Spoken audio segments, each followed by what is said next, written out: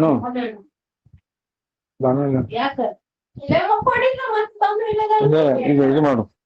Sir mic mute ಮಾಡ್ರಿ Hiremath sir. ಹಾ ರೀ ಮೇಡಮ್ ಮಾಡ್ತೀನಿ. Mic mute. ಕಾರ್ಯಕ್ರಮ ಸ್ಟಾರ್ಟ್ ಮಾಡ್ರಿ. ರೆಕಾರ್ಡಿಂಗ್ ಹಾಕಿ. ಓಂ ಶ್ರೀ ಗುರು ಬಸವಲಿಂಗಾಯ ನಮಃ. ಎಲ್ಲರಿಗೂ ಶರಣು ಶರಣಾರ್ಥಿ. ಕೇಳಿಸ್ತಾ ಇದೆಯಲ್ಲ ಸರ್ ಆವಾಜ್? ಹಲೋ, ಚೆಕೋರಂಗೆ ಚಂದ್ರಮನ ಬೆಳಗಿನ ಚಿಂತೆ, ಅಂಬುಜಕ್ಕೆ ಭಾನುವಿನ ಉದಯದ ಚಿಂತೆ, ಭ್ರಮರಂಗೆ ಪರಿಮಳದ ಬಂಡುಂಬ ಚಿಂತೆ, ಎನಗೆ ನಮ್ಮ ಕೂಡಲ ಸಂಗಮ ದೇವರ ನೆನೆಯುವ ಚಿಂತೆ. ಎಲ್ಲ ಬಸವಾದಿ ಶರಣರನ್ನು ನೆನೆಯುತ್ತಾ ವಚನ ಅಧ್ಯಯನ ವೇದಿಕೆ, ಬಸವಾದಿ ಶರಣರ ಚಿಂತನ ಕೂಟ ಹಾಗೂ ಅಕ್ಕನ ಹರಿವು ಸಂಘಟನೆಗಳ ಸಂಯುಕ್ತಾಶ್ರಯದಲ್ಲಿ ನಡೆಯುವ 356 ಉಪನ್ಯಾಸ ಮಾಲಿಕೆಗೆ ಎಲ್ಲ ಶರಣು ಶರಣೆಯರಿಗೆ ಶರಣು ಶರಣಾರ್ಥಿ. ಈ ಅನುಭವ ಮಾಲಿಕೆಯ ಕಾರ್ಯಕ್ರಮವನ್ನು ವಚನ ಪ್ರಾರ್ಥನೆ ಮುಖಾಂತರ ಪ್ರಾರಂಭಿಸೋಣ. ವಚನ ಪ್ರಾರ್ಥನೆ ಮಾಡಲಿದ್ದಾರೆ ಶರಣೆ ಡಾಕ್ಟರ್ ತಾರಾ BN ಮೇಡಮ್ ಅವರು. ಸರ್ವರಿಗೂ ಅನಂತ ಕೋಟಿ ಶರಣು ಶರಣಾರ್ಥಿಗಳು. ನಾನೀಗ ಅಕ್ಕ ಮಹಾದೇವಿಯವರ ಒಂದು ವಚನವನ್ನ ಪ್ರಸ್ತುತಪಡಿಸ್ತಾ ಇದ್ದೀನಿ. ಹಸಿವಾದೊಡೆ ಭಿಕ್ಷಾನಗಳುಂಟು, ಹಸಿವಾದೊಡೆ ಭಿಕ್ಷಾನಗಳುಂಟು, ತೃಷೆಯಾದೊಡೆ ಕೆರೆ ಭಾವಿಗಳುಂಟು, ತೃಷೆಯಾದೊಡೆ ಕೆರೆ ಭಾವಿಗಳುಂಟು, ಹಸಿವಾದೊಡೆ ಭಿಕ್ಷಾನಗಳುಂಟು. ಶಯನಕ್ಕೆ ಹಾಳು ದೇಗುಲಗಳುಂಟು, ಶಯನಕ್ಕೆ ಹಾಳು ದೇಗುಲಗಳುಂಟು, ಆತ್ಮಸಂಗಾತಕ್ಕೆ ನೀಯನಗುಂಟು, ಆತ್ಮಸಂಗಾತಕ್ಕೆ ನೀಯನಗುಂಟು. ಚನ್ನಮಲ್ಲಿಕಾರ್ಜುನ ದೇವಾದೇವ, ಚನ್ನಮಲ್ಲಿಕಾರ್ಜುನ ದೇವಾದೇವ, ಹಸಿವಾದೊಡೆ ಭಿಕ್ಷಾನಗಳುಂಟು, ಹಸಿವಾದೊಡೆ ಭಿಕ್ಷಾನಗಳುಂಟು, ತೃಷೆಯಾದೊಡೆ ಕೆರೆ ಬಾವಿಗಳುಂಟು, ತೃಷೆಯಾದೊಡೆ ಕೆರೆ ಭಾವಿಗಳುಂಟು, ಹಸಿವಾದೊಡೆ ಹಸಿವಾದೊಡೆ ಹಸಿವಾದೊಡೆ ಭಿಕ್ಷಾನಗಳುಂಟು. ಧನ್ಯವಾದಗಳು. ವೈರಾಗ್ಯದ ತವನಿಧಿಯ ಅಕ್ಕನ ವಚನವನ್ನು ಸುಮಧುರವಾಗಿ ಪ್ರಾರ್ಥನೆಗೈದ ತಮಗೂ ಶರಣು ಶರಣಾರ್ಥಿ ಮೇಡಮ್. ಈಗ ಕಾರ್ಯಕ್ರಮಕ್ಕೆ ಸ್ವಾಗತ, ಪ್ರಾಸ್ತಾವಿಕ ಹಾಗೂ ಉಪನ್ಯಾಸಕರ ಪರಿಚಯವನ್ನು ಮಾಡಲಿದ್ದಾರೆ ಶರಣೆ ಡಾಕ್ಟರ್ ಪ್ರಿಯಮದ ಕುಲಗಬಾಳಿ ಮೇಡಮ್ ಅವರು.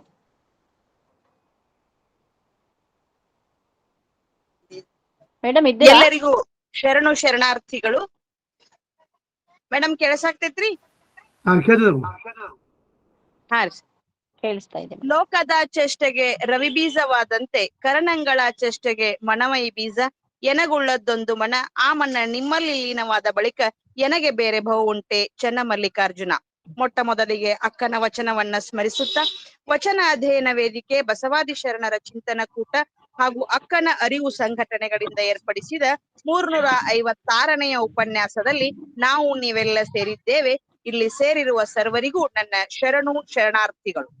ಇಂದಿನ ಈ ಉಪನ್ಯಾಸದಲ್ಲಿ ಮುಖ್ಯ ಉಪನ್ಯಾಸವನ್ನ ನೀಡಲಿರ್ತಕ್ಕಂತ ಶರಣೆ ಹೇಮಲತಾ ವಸ್ತ್ರದ್ ಅವರನ್ನ ನಾನು ಹೃದಯ ಪೂರ್ವಕವಾಗಿ ಈ ಒಂದು ವೇದಿಕೆಗೆ ಬರಮಾಡಿಕೊಳ್ಳುತ್ತೇನೆ.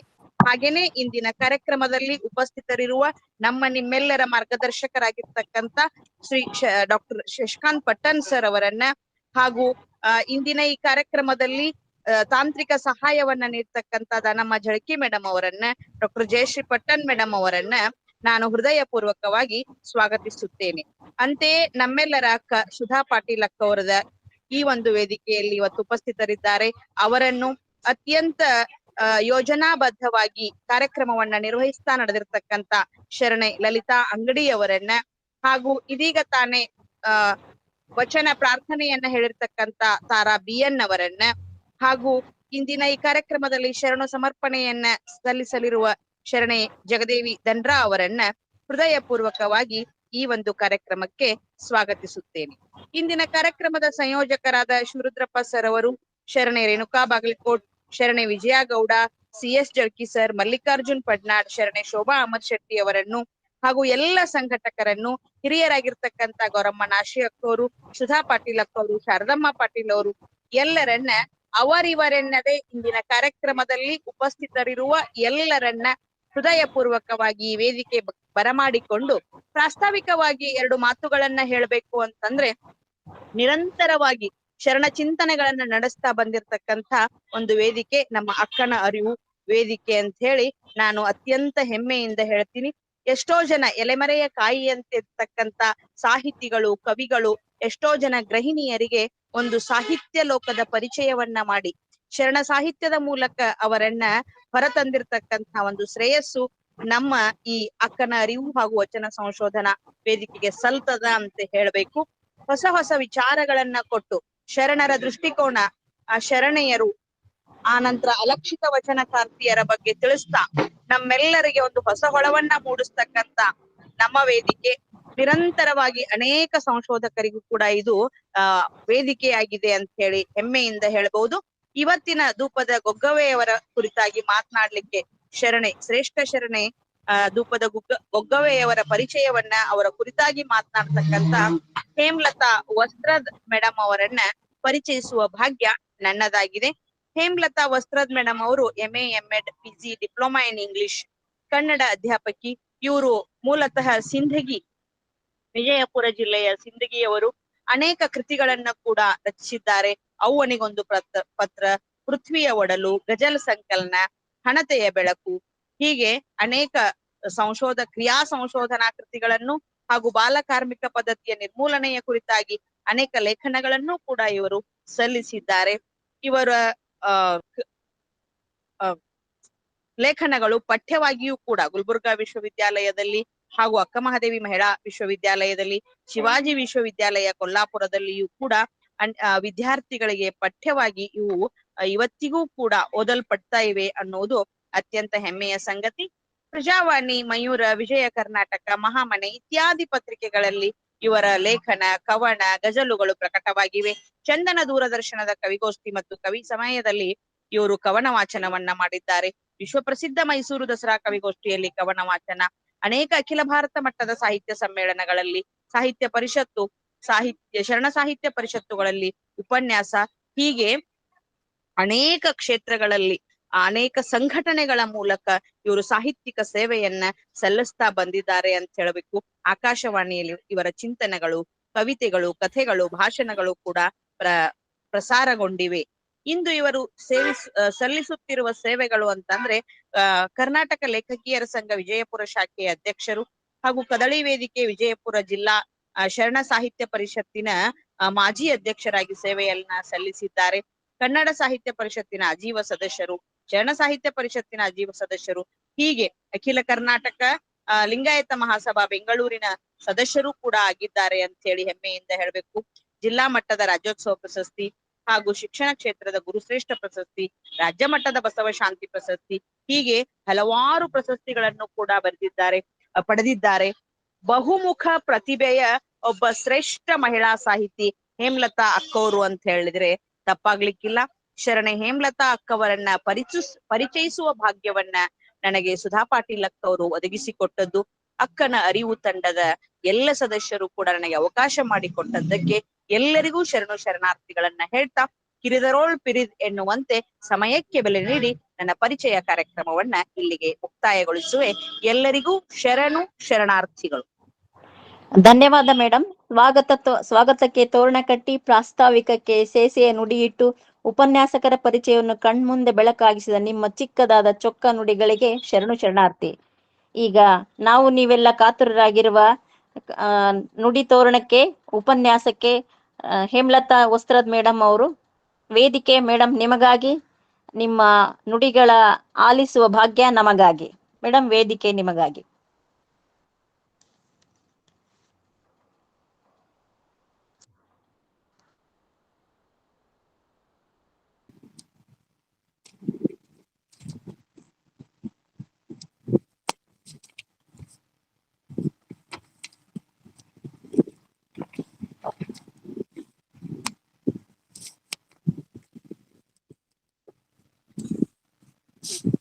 ವಚನ ಅಧ್ಯಯನ ವೇದಿಕೆಯ ಕೇಳಿಸುತ್ತದಲ್ರಿ ಎಲ್ರಿಗೂ? ಕೇಳಿಸ್ತಾ ಇದೆ ಮೇಡಮ್. ಹಾ, ಸರಿ. ವಚನ ಅಧ್ಯಯನ ವೇದಿಕೆಯ 324ನೇ ಇದೇನು ಶರಣ ಚಿಂತನ ಮಾಲಿಕೆಯ ಭಾಗವಾಗಿ ನಾನು ಇಲ್ಲದೇನಿ.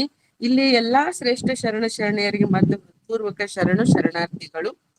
ಅಂದ್ರೆ ವಿಶೇಷವಾಗಿ ಇದರ ರೂವಾರಿ ಅದಾರಲ್ಲ ಡಾಕ್ಟರ್ ಶಶಿಕಾಂತ್ ಪಟ್ಟಣ ಹಾಗೂ ಈ ಎಷ್ಟು ಕ್ರಿಯಾತ್ಮಕವಾಗಿ ಅಕ್ಕನ ಅರಿವನ್ನ ಹೆಚ್ಚಿಸ್ತಿರುವಂತ ಸುಧಾ ಪಾಟೀಲ್ ಇತ್ಯಾದಿಯಾಗಿ ಎಲ್ಲಾ ಸಹೋದರಿಯರ ಕ್ರಿಯಾತ್ಮಕತೆಗೆ ಮೊದ್ಲು ನನ್ನದೊಂದು ಸಲ್ಯೂಟ್.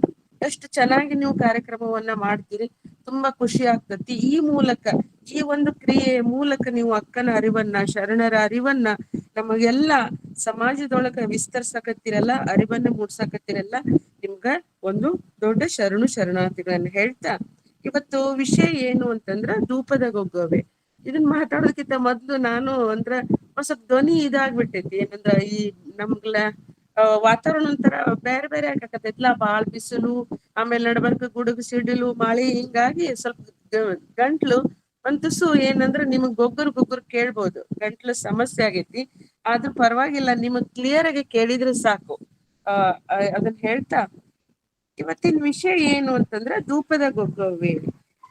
ಅವಳ ಹೆಸರು ಗೊಗ್ಗವೆ, ಆದ್ರ ಅವಳಿಗೆ ವಿಶೇಷವಾಗಿ ನಾವು ಅನ್ವಯಿತ್ ಮಾಡಿದ್ವಿ ಏನಂತಂದ್ರ ಧೂಪದ ಅಂತ ಹೇಳಿ. ಯಾಕಂದ್ರ ನಮ್ಮ ಶರಣರಲ್ಲಿ ಒಂದ್ ಇದನ್ನೇ ಐತಲ್ಲ, ಏನು ಅಂದ್ರ ನಾವು ಜಾತಿಯ ಮೂಲಕ ಎಂದೂ ಗುರುತಿಸ್ಕೊಂಡಿಲ್ಲ. ಶರಣರು ತಮ್ಮ ವೃತ್ತಿಯ ಮೂಲಕ, ತಮ್ಮ ಕಾಯಕದ ಮೂಲಕನೇ ಗುರುತಿಸಿಕೊಳ್ಳುವಂತ ಒಂದು ಉತ್ತಮವಾದಂತ ಇದು ಕ್ರಿಯೆ ನಡತೆಯಲ್ಲಿ ಅಂದ್ರೆ ನಮ್ಮ ಶರಣರಲ್ಲಿ ಅದಲ್ಲ. ಹಂಗೆ ಇಲ್ಲಿ ಗೊಗ್ಗವೆ ತಾನು ಏನ್ ಕೆಲಸ ಮಾಡ್ತಿದ್ದಲ್ಲ, ಅವಳು ಒಂದು ಧೂಪದ ಕೆಲಸವನ್ನ ಮಾಡ್ತಿದ್ಲು ದೇವರಿಗೆ. ಆ ಮೂಲಕ ಅವಳನ್ನ ನಾವು ಧೂಪದ ಗೊಗ್ಗವೆ ಅಂತ ನಾವು ಗುರುತಿಸಿದ್ವಿ. ಆಮೇಲೆ ಇಲ್ಲಿ ಧೂಪದ ಗೊಗ್ಗವೆ ಕೇರಳದವಳು. ಈ ಕೇರಳ ದೇಶದ ಮಲಬಾರ್ ಪ್ರಾಂತಕ್ಕೆ ಸೇರಿದಂತ ಅವಲೂರು ಎಂಬ ಗ್ರಾಮದವಳು ಇವಳು. ಇವಳಿಗೂ ನಮ್ಮ ಶರಣರಿಗೆ ಎಂದೂ ಇವಳು ಕಲ್ಯಾಣಕ್ಕೆ ಬಂದಿಲ್ಲ, ಶರಣರನ್ನ ಮುಖಾಮುಖಿಯಾಗಿ ನೋಡ್ಕೊಂಡಿಲ್ಲ, ಅವ್ರ ಜೊತೆ ಮುಖಾಮುಖಿ ಆಗಿಲ್ಲ.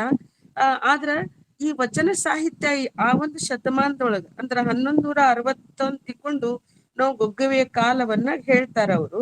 ಆ ಕಾಲದೊಳಗ ಈ ನಮ್ಮ ಶರಣ ಸಾಹಿತ್ಯ, ವಚನ ಸಾಹಿತ್ಯ ಎಷ್ಟು ಪ್ರಭಾವಿತವಾಗಿ ಈ ಎಲ್ಲ ಪ್ರಾದೇಶಿಕವನ್ನ ಆವರಿಸಿಕೊಂಡಿತ್ತು ಅನ್ನೋದಕ್ಕ ಇದು ಇವಳ ಧೂಪದ ಗೊಗ್ಗವೆಯ ಒಂದು ವಚನ ನಿರ್ಮಿತಿಯೇ ನಮಗ ಹೇಳ್ಕೊಡ್ತದದು. ಯಾಕಂದ್ರೆ ನೋಡ್ರಿ, ಇವಳು ಕೇರಳ ದೇಶದ ಮಲಬಾರ್ ಪ್ರಾಂತ್ಯಕ್ಕೆ ಸೇರಿದಂತ ಶರಣೆ. ಅಲ್ಲಿ ಅವಲೂರು ಅನ್ನುವಂತ ಗ್ರಾಮ, ಅಲ್ಲಿ ಶಿವಭಕ್ತಿ ಸಂಪನ್ನರು, ಸದಾಚಾರ ನಿಷ್ಠರು ಆದಂತ ಶ್ರೇಷ್ಠ ದಂಪತಿಗಳು ಉದರದೊಳಗೆ ಜನ್ಮ ತಾತ. ಈಕೆ ಕಾಲ 1160 ತಿಳ್ಕೊಂಡು ಭಾವಿಸಿವಿ. ಒಂದ್ ಸ್ವಲ್ಪ ಹೆಚ್ಚು ಕಡಿಮೆ ಇರ್ತದೆ ಅಷ್ಟೇ. ಗೊಗ್ಗವೆ ಏನ್ ಮಾಡ್ತಾಳ ತಮ್ಮ ತಂದೆ ತಾಯಿಯಂತೆ ಶಿವಭಕ್ತಿ ಯುಕ್ತಳಾಗಿನೇ ಇರ್ತಾಳ. ಅಲ್ಲಿ ಏನು ಅವಲೂರು ಅನ್ನೋ ಗ್ರಾಮದೊಳಗ ಆ ಗ್ರಾಮ ದೇವರು ಯಾರು ಅಂದ್ರೆ ಗೊಗ್ಗೇಶ್ವರ. ಆ ಗೊಗ್ಗೇಶ್ವರನ ಸೇವೆಯಲ್ಲಿ ನಿರತಳಾಗಿ ತನ್ನ ಬಾಲ್ಯವನ್ನ ಕಳಿತಾಳ. ಬಾಲ್ಯದಲ್ಲೇ ಕೂಡ ಏನು ಅಂತಂದ್ರ ಇವಳು ದೇವರ ಕಡೆಗೆ ಆಕರ್ಷಿತಳಾಗ್ಯಾಳ. ಈಗ ನಾವೆಲ್ಲಾ ಇವ್ರು ನಮ್ಮ ಅಕ್ಕಮಹಾದೇವಿ ಹಂಗ ಇವಳು ಕೂಡ ಏನಂದ್ರೆ ವೈರಾಗ್ಯ ನಿಧಿನೇ, ಸಂಸಾರದ ಕಡೆ ಹೋಗೋದಿಲ್ಲ ಗೊಗ್ಗವೆ. ಅದಕ್ಕೊಂದು ಒಳ್ಳೆ ಉದಾಹರಣೆಯನ್ನ ಮುಂದೆ ಹೇಳ್ತೀನಿ. ಆ ರೀತಿ ಏನ್ ಮಾಡ್ತಾಳ ತನ್ನ ಬಾಲ್ಯವನ್ನ ತನ್ನ ಊರಲ್ಲಿ ಅವಲೂರಿನೊಳಗೆ ಕಳಿತಾಳ. ಮತ್ತ ಅಲ್ಲಿ ಗೊಗ್ಗೇಶ್ವರನ ಸೇವೊಳಗಿನೇ ಕಳಿತಾಳ. ಸಹಜವಾಗಿನೇ ಬಾಲ್ಯ ಕಳೆದು ಯೌವನಕ್ಕೆ ಬರ್ತಾಳ. ಬಂದ್ಮೇಲೆ ಮತ್ತ ಅವ್ರದ್ದು ಯಾವುದೇ ಆಗ್ಲಿ ಸಹಜವಾಗಿ ತಂದೆ ತಾಯಿಗಳು ಏನ್ ಕೆಲಸ ಮಾಡ್ತಾರಂತಂದ್ರ, ಮಗಳು ಮದ್ವಿ ವಯಸ್ಸಿಗೆ ಬಂದಾಳ, ಮದ್ವಿ ಮಾಡೋಣ ಅಂತಿಕೊಂಡು ವಿಚಾರ ಮಾಡ್ತಾರ. ಅವಾಗ ಆ ಅಕ್ಕಿ ಇದು ಏನು ಅಂತಂದ್ರ ಮದ್ವಿ ಮಾಡ್ತೀವಂತ ತಂದೆ ತಾಯಿ ಹೇಳ್ದಾಗ ಅವಳು ಹೇಳ್ತಾಳ, ಇಲ್ಲ ತನಗ್ ಮದುವೆನೇ ಬೇಡ, ತಾನು ಗೊಗ್ಗೇಶ್ವರನ ಸನ್ನಿಧಿ ಒಳಗೇನೆ ಆತನ ಸೇವಾ ನಿರತನಾಗಿನೇ ಇದ್ದು ಬಿಡ್ತೀನಿ, ನನಗ ಮದ್ವಿ ಒಲ್ಲೆ ಅಂತ ಹೇಳ್ತಾಳಕಿ. ತನ್ನ ಮನದಿಚ್ಛೆಯನ್ನು ವ್ಯಕ್ತಪಡಿಸ್ತಾಳಲ್ಲಿ ಅವ್ರಿಗೆ. ಆದ್ರೆ ಸಂಪ್ರದಾಯವಾದ ಯಾವ ತಂದೆ ತಾಯಿಗಳು ಕೂಡ, ಅದು ಹೆಣ್ಮಕ್ಳ ತಂದೆ ತಾಯಿಗಳು ಈಗ್ಲೂ ಅದೇ ಪರಿಸ್ಥಿತಿ ಅದ್ ಬಿಡ್ರಿ, ಏನ್ ಬದಲಾವಣೆ ಆಗಿಲ್ಲ. ಯಾಕಂದ್ರ ಹೆಣ್ಮಕ್ಳು ನಾನು ಸನ್ಯಾಸಿನಿಯಾಗಿ ವೈರಾಗ್ಯ ನಿಧಿಯಾಗಿ ನಾನು ಸಂಸಾರ ಬೇಡ ಅಂತ ಇರ್ತೀನಿ ಅಂತಂದ್ರ ತಂದೆ ತಾಯಿಗಳೇ ಒಂದ್ ಚಿಂತಿನೆ, ಹಂಗೆಲ್ಲ ಆಗಕ್ ಸಾಧ್ಯ ಇಲ್ಲ, ನೀನು ಸುಖವಾಗಿರ್ಬೇಕು, ನೀನು ಏನು ಅಂತಂದ್ರ ನೆಮ್ಮದಿಯಾಗಿರ್ಬೇಕು, ಹಂಗಿತ್ತಂದ್ರ ನೀನ್ ಮದ್ವೆನೇ ಆಗ್ಬೇಕು ಅಂತನ್ನುವಂತ ಒಂದು ಭಾವನೆ ಅದು ಎಲ್ಲಿ ಅಂತಂದ್ರ ಅವರ ತಂದೆ ತಾಯಿಗಳಿಗೂ ಕೂಡ, ಈ ಗೊಗ್ಗವಿಯ ತಂದೆ ತಾಯಿಗಳಿಗೂ ಕೂಡ ಆಗ್ತದೆ. ಅದಕ್ಕೆ ಅವಳ ಮಾತನ್ನು ಒಪ್ಪೋದಿಲ್ಲ. ಏನ್ ಮಾಡ್ತಾರಂದ್ರ ಒಳ್ಳೆ ವರನಿಗಾಗಿ ಹುಡುಕಾಟ ಮಾಡ್ತಾರ, ಪ್ರಯತ್ನ ಮಾಡ್ತಾರ ಮದ್ವಿ ಮಾಡ್ಬೇಕು ಅಂತ ತಿಳ್ಕೊಂಡು. ಇದು ಗೊತ್ತಾಗಿ ತನ್ನ ಮಾತು ಒಪ್ಪಲ್ರಲ್ಲ ತಂದೆ ತಾಯಿ ಅಂತ ತಿಳ್ಕೊಂಡು ಏನ್ ಮಾಡ್ತಾಳ, ನೊಂದ್ಕೊಂಡಂತ ಗೊಗ್ಗವಿ ಏನ್ ಮಾಡ್ತಾಳ, ತಂದೆ ತಾಯಿಗೆ ಹೇಳದೇನೆ ಮನೆಯಿಂದ ಹೊರಟು ಹೋಗ್ಬಿಡ್ತಾಳ ಹೊರಗೆ. ಅವಾಗ ಎಲ್ಲಾ ಕಡೆ ಹುಡುಕಾಡ್ತಾರ ಅವರು, ಕಾಣದೇ ಇಲ್ಲ, ಎಲ್ಲಿ ಹೋದ್ಲು ಮಗಳು ಅಂತ ತಿಳ್ಕೊಂಡು. ಅವಳು ಎಲ್ಲಿ ಹೋಗಿರ್ತಾಳ ಅಂತಂದ್ರ ಎಲ್ಲಿ ಹೋಗಿರಂಗಿಲ್ಲ, ಅಲ್ಲೇ ಅಲ್ಲಿ ತಮ್ಮ ಊರಾಗ ಏನ್ ಇರ್ತೈತಲ್ಲ ಗೊಗ್ಗೇಶ್ವರನ್ ಗುಡಿ, ಆ ಗುಡಿ ಒಳಗೆ ಹೋಗಿ ಅಡ್ಕೊಂಡು ಕುಳ್ಕೊಂಡಿರ್ತಾಳ. ಆಮೇಲೆ ಮಗಳ ಕಾಣಲ್ಲ, ಎಲ್ಲಾ ಕಡೆ ನೋಡ್ತಾರ, ಹುಡುಕಾಡ್ತಾರ. ತಂದೆ ತಾಯಿಗಳು ಎಷ್ಟು ಪಾಪ, ಏನು ನಾವು ಮದ್ವೆ ಮಾಡ್ತೀವಿ ಅಂದಿದ್ದಕ್ಕನೆ ಮಗಳು ನೊಂದ್ಕೊಂಡ್ಲಲ್ಲ, ಅದಕ್ಕೆ ಅವಳು ಹೇಳ್ದಂಗೆನೆ ನಾವು ಕೇಳ್ಬೇಕಾಗಿತ್ತು, ಈ ನಿಮಿತ್ತ ಏನ್ ನಾವು ಮಗಳನ್ನ ಕಳ್ಕೊತೀವೋ ಹೆಂಗೋ ಅನ್ನುವಂತ ತೀವ್ರವಾದಂತ ನೋವು ಸಂಕಟ ಅವ್ರಿಗೆ ಆಕೈತಿ. ಸಹಜವಾಗಿ ಅದಲ್ಲ, ಇರು ಒಬ್ಬ ಮಗಳು ಕಾಣ್ಲಿಲ್ಲ ಅಂತಂದ್ರ ಯಾರಿಗಾದ್ರೂ ನೋವು ಜಾಸ್ತಿ ಆಗದೇನೆ. ಸತತವಾಗಿ 3 ದಿವ್ಸ ಎಲ್ಲಾ ಕಡೆ ಹುಡುಕಾಡಿಸ್ತಾರ ಅವರು. ಕೊನೆಗೆ ಏನ್ ಮಾಡ್ತಾರ ಅಂತಂದ್ರ ತಮ್ಮ ಊರ ಮತ್ತ ತಮ್ಮ ಇಷ್ಟ ದೈವ ಇರ್ತಾನಲ್ಲ ಗೊಗ್ಗೇಶ್ವರ, ಅಲ್ಲಿ ಬರ್ತಾರ, ಆ ಸನ್ನಿಧಿಗೆ ಬಂದು ಪ್ರಾರ್ಥನೆ ಮಾಡ್ತಾರ. ಏನಂತಂದ್ರ ಅವರು ಹೆಂಗ್ ಪ್ರಾರ್ಥನೆ ಮಾಡ್ತಾರ ಅವ್ರ ದೇವರ ಮುಂದಂದ್ರ, ಎಲೈ ದೇವದೇವ, ನಿನಗೆ ಬೇಡಿ ನಾವು ಮಗಳನ್ನು ಪಡೆದವು, ಅಲ್ಲದೆ ಅವಳಿಗೆ ನಿನ್ನ ಹೆಸರನ್ನೇ ಇಟ್ಟು ಸಾಕಿ ಸಲುಹಿದೆವು. ಈಗ ನೀನು ನಮ್ಮ ಮಗಳನ್ನು ಕಾಣಿಸಿದ್ದೇ ಆದರೆ ಆಕೆಯ ಇಚ್ಛೆಯಂತೆ ನಡೆಯುವುದಾಗಿಯೂ ಅವಳ ಅಪೇಕ್ಷೆಯಾದ ನಿನ್ನ ಸೇವೆಗೆ ಅಡ್ಡಿ ಬರುವುದಿಲ್ಲವೆಂದು ಮಗಳನ್ನು ತಮ್ಮ ಮನೆಗೆ ಬರುವಂತೆ ಮಾಡಬೇಕೆಂದು ಗೊಗ್ಗೇಶ್ವರನ ಮುಂದೆ ಮೊಳಕಾಲು ಊರಿ ಪ್ರಾರ್ಥನೆ ಮಾಡಿ ಮನೆಗ್ ಬರ್ತಾರ ಇಬ್ರು ಗಂಡ ಹೆಂಡತಿ, ತಂದೆ ತಾಯಿ ಇಬ್ರು. ಆಮೇಲೆ ಇಲ್ಲಿ ಒಳಗ ಅವರೆಲ್ಲಾ ಇಷ್ಟೆಲ್ಲ ದೇವರ ಮುಂದ ವಿಜ್ಞಾಪನೆ ಮಾಡುವಾಗ, ಅವ್ರಿಷ್ಟೆಲ್ಲ ದೇವರ ಮುಂದೆ ಕಳಕಳಿಯಾಗಿ ಕೇಳುವಾಗ, ಅಲ್ಲೇ ಅಡ್ಕೊಂಡು ಕೂತಿದ್ದಲ್ಲ ಗೊಗ್ಗವೆ, ಅವಳಿಗೆ ಅವರೆಲ್ಲಾ ಪ್ರಾರ್ಥನೆ ಕೇಳ್ತಿದ್ದಲ್ಲ, ಅವಾಗ ಆಕಿ ಏನ್ ನಿಶ್ಚಯ ಮಾಡ್ತಾಳಂದ್ರ, ಅಯ್ಯೋ ನನ್ ತಂದೆ ತಾಯಿ ಎಷ್ಟು ನನ್ನನ್ನ ಇಷ್ಟು ಪ್ರೀತಿ ಮಾಡ್ತಾರ, ಮತ್ತೆ ನನ್ನ ಇಚ್ಛೆಯಂತೆ ಬದುಕಲು ಬಿಡ್ತಾರ, ಇಷ್ಟತನ ದೇವ್ರಿಗೆ ಅವ್ರು ಅದನ್ನೇ ಹೇಳಿದ್ರು, ಒಂಥರ ದೇವರಿಗೆ ವಾಗ್ದಾನ ಮಾಡದಂಗೆ ಮಾಡ್ಯಾರಲ್ಲ, ಅದಕ್ಕೆ ನಾನು ಮನೆಗೆ ಹೋಗ್ಬೇಕು, ನನ್ನ ತಂದೆ ತಾಯಿರ ಜೊತೆ ನಾನು ಇರ್ಬೇಕು, ಅವರಿಗೆ ನನ್ನ ನಿರ್ಧಾರವನ್ನ ಹೇಳಿ ಅವರನ್ನು ಒಪ್ಪಿಸ್ಬೇಕು ಅಂತ ತಿಳ್ಕೊಂಡು ಮನೆಗ್ ಬರ್ತಾಳ ಅವಳು. ಮನೆಗೆ ಬಂದ್ ಕೂಡ್ಲೇನೆ ಅವಾಗ ತಂದೆ ತಾಯಿಗೆ ಏನ್ ಅನ್ಸುತ್ತಂತಂದ್ರ, ನೋಡು ನಾವು ಗೊಗ್ಗೇಶ್ವರನ ಹತ್ರ ಕೇಳ್ಕೊಂಡ್ವಿ, ಗೊಗ್ಗೇಶ್ವರ ನಮ್ಮ ಪ್ರಾರ್ಥನೆಯನ್ನ ಈಡೇರಿಸದ ಅಂತ ತಿಳ್ಕೊಂಡು ಅವ್ರು ಖುಷಿಯಿಂದ ಹೇಳ್ತಾರೆ ಏನು ಅಂತಂದ್ರ ಮಗಳಿಗೆ, ಆಯ್ತವ ನೀ ಏನು ವಿಚಾರ ಮಾಡ್ಬೇಡ, ನಿನಗೇನು ಬ್ರಹ್ಮಚಾರಿಣಿಯಾಗಿರ್ಬೇಕಲ್ಲ, ಆಯ್ತು ಬ್ರಹ್ಮಚಾರಿಣಿಯಾಗಿನೇ ಇರು, ನಿನಗ ದೇವರ ಸೇವೆ ಮಾಡ್ಕೊತ ಅಲ್ಲೇ ಇರ್ಬೇಕಾಗೈತಲ್ಲ, ಆಯ್ತು ಅಲ್ಲೇ ಇರು ನೀನು, ನಾವ್ ಎದಕ್ಕೂ ಅಡ್ಡಿ ಬರುದಿಲ್ಲ ಅಂತ ಹೇಳ್ತಾಳ. ಅವಾಗ ಗೊಗ್ಗವಿ ಏನ್ ಹೇಳ್ತಾಳ ಅಂತಂದ್ರ, ಆಯ್ತು ಮಾತಾಪಿತರಿಗೆ ಒಂದಿವ್ಸ ಹೇಳ್ತಾಳ, ಆಯ್ತಪ್ಪ ನಾನು ಇದೇ ರೀತಿ ಮಾಡ್ತೀನಿ ಅಂತ ಹೇಳಿ. ಹಿಂಗಾಗಿ ಪ್ರತಿದಿನ ಏನು ಅಂತಂದ್ರ ಅವಳಿದ ಬಹಳ ದೊಡ್ಡ ಕೆಲ್ಸ ಇಲ್ಲಲ್ಲಿ ದೇವಸ್ಥಾನದೊಳಗ.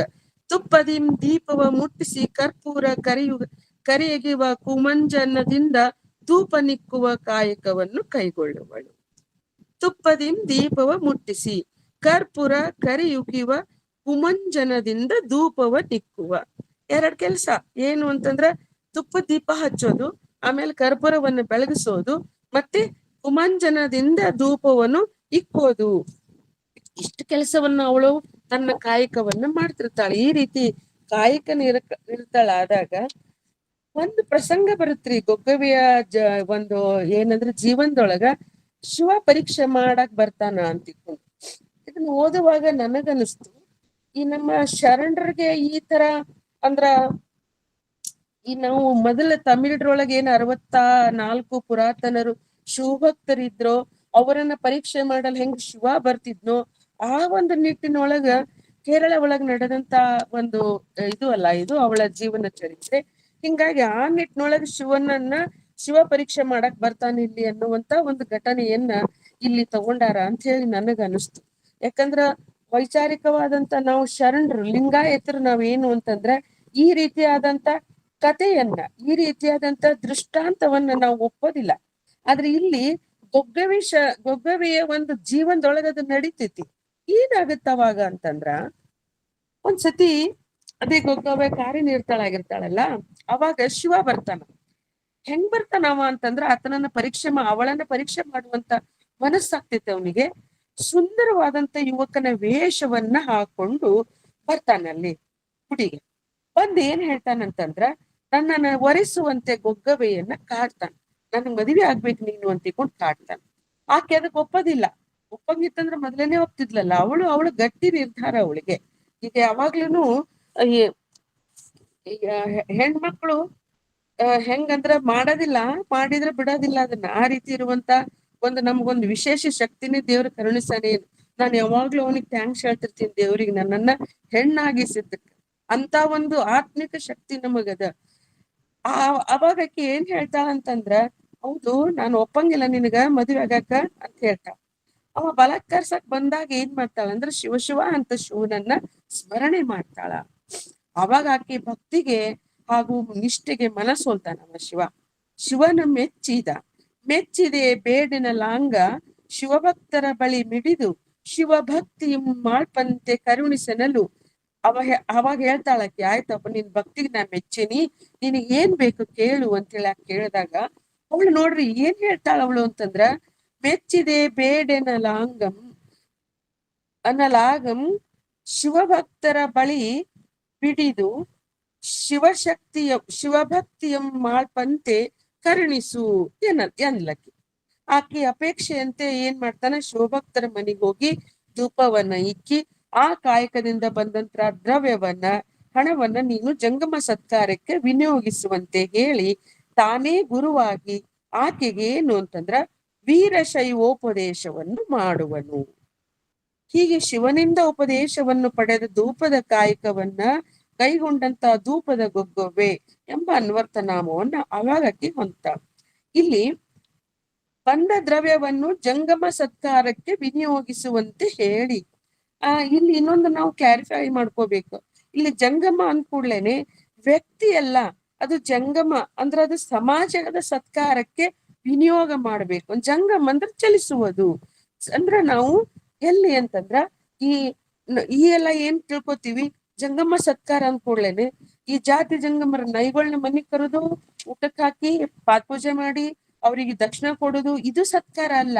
ಜಂಗಮ ಸತ್ಕಾರ ಅಂತಂದ್ರ ಸಮಾಜಕ್ಕೆ ನೀಡುವಂತ ಕೊಡುಗೆ. ಅದನ್ನ ನೀನು ವಿನಿಯೋಗಿ, ನೀನು ಬಂದಂತ ಕಾಯಕದಿಂದ ಬಂದಂತ ಹಣವನ್ನ ದ್ರವ್ಯವನ್ನ ನೀನು ಜಂಗಮ ಸತ್ಕಾರಕ್ಕೆ ವಿನಿಯೋಗ ಮಾಡು ಅಂತ ಇಟ್ಕೊಂಡು ಹೇಳ್ತಾಳ ಅವಳು. ಆಮೇಲೆ ನನ್ಗ ಇನ್ನೊಂದ್ ನೆನಪಾಗತ್ರಿ, ಏನು ಅಂತಂದ್ರೆ ಈ ಜಂಗಮ ಅಂದ್ಕೂಡ್ಲೇನೆ ಇದು ಈ ಕತೆ ಈ ಗೊಗ್ಗವೆನ ಕತೆ ನೋಡಿದಾಗ ಹೆಂಗ ಹೇಳಿದ್ನಲ್ಲ ನಾನು, ಶಿವಭಕ್ತರ ಒಂದು ಕತೆ ಹೆಂಗ್ ಬರ್ತೈತಿ ಶರಣರಿಗೂ ಇದಕ್ಕೂ ಇಲ್ಲ ಅಂತಂದ್ರ, ಈ ಕಲಬುರ್ಗಿಯವ್ರ ಪುಸ್ತಕನ್ಯಾಗ ಎಂ ಕಲಬುರ್ಗಿ ಗುರುಗಳ ಅವರು ಏನ್ ಹೇಳ್ತಾರ ಅಂತಂದ್ರ, ಈ ಕರ್ನಾಟಕದ ಶರಣ ಜಂಗಮರದು ಬೇರೆನೆ, ಅಲ್ಲಿ ಅವ್ರ ಆರಾಧ್ಯ ಜಂಗಮರದು ಬೇರೆನೆ ಅಂತ ತಿಳ್ಕೊಂಡು ಹೇಳ್ತಾರ ಅವ್ರು. ಅದು ನಿಜ ರೀ. ಯಾಕಂದ್ರ ನಾವು ಎಲ್ಲಾ ಕನ್ಫ್ಯೂಷನ್ ಮಾಡ್ಕೊಂಡು ಏನ್ ಮಾಡೀವಿ ಅಂತಂದ್ರ, ಜಂಗಮ ಆರಾಧ್ಯರೇನಿರ್ತಾರಲ್ಲ ಅವರು ವೈದಿಕ ಸಂಪ್ರದಾಯವನ್ನ ಮಾಡೋರು. ಅವರು ಆ ಸಂಪ್ರದಾಯವನ್ನ ನಾವು ಈ ಕರ್ನಾಟಕದ ಏನು ಶರಣ ಜಂಗಮರದಿವಲ್ಲ ನಾವ್ ಅದನ್ನ ಮಾಡಬಾರದು. ನಮ್ಗ ಅಲ್ಲಿ ಆ ಒಂದು ಅರಿವಿನ ಕೊರತೆಯಿಂದ ನಾವೇನಾಗಿವಿ ಅಂತಂದ್ರ ಆ ಒಂದು ವೈದಿಕ ಜಂಗಮರ ವೈದಿಕತ್ವದ ಏನ್ ಆಚರಣೆಗಳಿದಾವನ್ನೆಲ್ಲ ಅವು ಆಚರಣೆ ಮಾಡ್ತೀವಿ. ನಮ್ ಹೆಣ್ಮಕ್ಳೇ ಮಾಡ್ತಾರ. ಒಂದೊಂದ್ ಸರ್ತಿ ನನಗ್ ಅನಸ್ತೈತಿ, ಹೊರಳಾಗ ಲಿಂಗ ಕಟ್ಕೊಂಡಿರಿ ಆದ್ರೂ ಎಲ್ಲಾ ಗುಡಿಗೆ ಹೋಗ್ತಿರಲ್ಲ ನೀವು ಅಂತ ನಾ ಕೇಳಿದಾಗ, ನಮ್ಗೆಲ್ಲಾ ಬೇಕ್ರಿ ಅಂತಾರ ಅವ್ರು. ಈ ದೇವ್ರು ಬೇಕು ಆ ದೇವ್ರು ಬೇಕು ಅಂತ ಹೇಳಿ. ಅಂದ್ರ ನಾವು ನಮ್ಮ ಕ್ರಿಯೆಗಳು ಹೆಂಗ್ ಇರ್ಬೇಕು ಅಂತಂದ್ರ ನಮ್ಮ ಅರಿವನ್ನ ಹೆಚ್ಚಿಸುವಂತವು, ನಮ್ಮ ಅರಿವಿನ ಅನುಗುಣವಾಗಿ ನಮ್ ಕ್ರಿಯೆಗಳು ಇರ್ಬೇಕಲ್ಲ. ಈಗ ನಾವು ಲಿಂಗ ಕಟ್ಕೊಂಡು ಗುಡಿಗೆ ಹೋಗ್ತೀವಿ ಅಂತಂದ್ರ ಅಲ್ಲಿ ಅರಿವಿನ ಕೊರತೆ ಅದಂತಾನೆ ಅರ್ಥ. ಅದಕ್ಕೆ ನಮ್ ಹೆಣ್ಮಕ್ಳಿಗೆ ನಾ ಹೇಳುದು ಏನು ಅಂತಂದ್ರ, ಮಾಡ್ರಿ ನೀವು. ಆದ್ರ ಏನು ಅಂತಂದ್ರೆ ಈ ರೀತಿ ಉಪಾಸನೆಯನ್ನು ನಮ್ಮ ಅಣ್ಣ ಬಸವಣ್ಣ ಹೇಳಿದ್ನಲ್ಲ ಅದನ್ನ ನಾವು ಪಾಲಿಸೋಣ. ಅದ್ರ ಜೊತೆಗೆ ನೀವು ಹಬ್ಬ ಹರಿದಿನ ಮಾಡಿದಾಗ ಉತ್ಸಾಹದಿಂದ ಇದನ್ನೇ ಮಾಡ್ರಿ. ಈಗ ನಾವು ಏನು ಬೇರೆ ಬೇರೆ ಜಯಂತಿ ಮಾಡಿದಾಗ ಮೊನ್ನೆನೆ ಅಲ್ಲಮ ಪ್ರಭುವಿನ ಜಯಂತಿ ಮುಗೀತು. ನಾವು ಇದನ್ನ ಯಾವ್ದದು ಉಗಾದಿದು ಮಾಡಿದ್ವಿ, ಆದ್ರ ಅಲ್ಲಮ ಪ್ರಭುವಿನ ಜಯಂತಿಯನ್ನು ಯಾರು ನೆನೆಸ್ಲಿ ಇಲ್ಲ. ಅಂದ್ರ ಆ ಒಂದು ಸನ್ನಿವೇಶದೊಳಗ ನಮಗೊಂದು ಒಳ್ಳೆ ಅವಕಾಶಗಳು ಬಂದಿರ್ತಾವ. ಅವಾಗ ನಾವು ಶರಣರ ಜಯಂತಿಯನ್ನು ಕೂಡ ಕ್ರಿಯಾತ್ಮಕವಾಗಿ ಈ ರೀತಿ ಮಾಡ್ಬೋದಲ್ಲ ಅಂತ ಹೇಳಿ ಅನ್ನಿಸ್ತು ನನಗ. ನೋಡ್ರಿ, ಜಂಗಮನ ಶಬ್ದದಿಂದ ಎಲ್ಲಿಗೆ ಹೋಗ್ಬಿಟ್ಟೆ ನಾನು. ಎಲ್ಲಿಂದ ಅಂದ್ರ ಗೊಗ್ಗವೆಯಿಂದ ಸೀದಾ ಎಲ್ಲಿ ಬಂದೆ, ನಮ್ ಸಮಾಜಕ್ಕೆ ಬಂದಿದ್ದೆ. ಈಗ ಏನ್ ಮಾಡೋಣ, ಮತ್ತೆ ಗೊಗ್ಗವೆ ಕಡೆ ಹೋಗೋಣ. ಆಮೇಲೆ ಅನ್ವರ್ಥ ನಾಮವನ್ನ ಆಕಿಗ್ ಸಿಕ್ತಲ್ಲ, ಗೊಗ್ಗವೆ ಧೂಪದ ಗೊಗ್ಗವೆ ಅಂತಿಕೊಂಡು ಅಲ್ಲಿ ಇನ್ನೊಂದು ಘಟನೆಯನ್ನ ಹೇಳ್ತಾರ ಅವ್ರು. ಅವಳ ಜೀವನದಲ್ಲಿ ಇನ್ನೊಂದು ವಿಶೇಷ ಘಟನೆ ನಡೀತೈತಿ. ಏನು ಅಂತಂದ್ರ, ಕೇರಳ ದೇಶದ ರಾಯ ಯಾರು? ಚಾರಮರಾಯ. ಆತನ ಪರಮ ಮಿತ್ರ ನಂಬಿಯಣ್ಣ. ನಂಬಿಯಣ್ಣ ಕೈಲಾಸಕ್ಕೆ ಹೋಗ್ಬೇಕಾಗಿರ್ತೈತಿ. ಹೋದನೆಂಬ ಸುದ್ದಿಯನ್ನ, ನಂಬಿಯಣ್ಣ ಕೈಲಾಸಕ್ಕೆ ಹೋಗ್ತಾನಲ್ಲ ಅವನ ಗೆಳೆಯ, ಆ ನಂಬಿಯಣ್ಣ ಕೈಲಾಸಕ್ಕೆ ಹೋದನ ಸುದ್ದಿ ತಿಳಿದಂತ ಚಾರಮರಾಯ ಏನ್ ಮಾಡ್ತಾನಂತಂದ್ರ, ತಾನು ಕೈಲಾಸಕ್ಕೆ ಹೋಗ್ಬೇಕಂತ ತಿಳ್ಕೊಂಡು ಬಯಸಿ ಕೈಲಾಸದ ದಾರಿ ಹುಡುಕಾಡ್ಕೋ ಬರ್ತಾನ. ಅರಸುತ್ತಾ ಬರುವಾಗ ಏನಾಗ್ತೈತಿ, ಹೀಗ್ ದಾರಿಯನ್ನು ಅರಸುತ್ತಿದ್ದ ಚಾರಮರಾಯನಿಗೆ ಶರಣೆ ಗೊಗ್ಗವೆ ಮಾರ್ಗದರ್ಶಕಳಾಗ್ತಾಳಂತ. ಅಲ್ಲದೆ ಏನ್ ಹೇಳ್ತಾಳಂತ, ಕೈಲಾಸ ಬಹಳ ದೂರಿಲ್ಲ, ಕೇವಲ ಒಂದೇ ಗೇಣದ ದೂರವಿರುವುದಾಗಿ ತಿಳಿಸ್ತಾಳಕಿ. ಅವನಿಗೆ ಅಚ್ಚರಿ ಆಗ್ತೈತಿ. ಅವಂತಾನ, ಇದೇನ್ ಅಚ್ಚರಿ, ಶರಣನ ಗೊಗ್ಗವೆ ಸುಳ್ಳು ಹೇಳ್ತಾಳ ಏನು? ಆದರೆ ಈ ಮಾತನ್ನ ಹೇಗ್ ನಂಬಲಿ, ಅಥವಾ ನಂಬದೆ ಎಂತಿರಲಿ ಅಂತೇಳಿ ಕಳವಳ ಮಾಡ್ಕೊತ ನಿಂದಿರ್ತಾನ. ಅವಾಗ ಕೇಳ್ತಾನ, ಒಂದು ಗೇಣು ದೂರವಿರುವ ಕೈಲಾಸದ ದಾರಿಯನ್ನ ಕೂಡಲೇ ತೋರಿಸುವಂತೆ ಗೊಗ್ಗವೆಯನ್ನ ಆತ ಏನ್ ಮಾಡ್ತಾನ, ಪ್ರಾರ್ಥಿಸ್ತಾನ.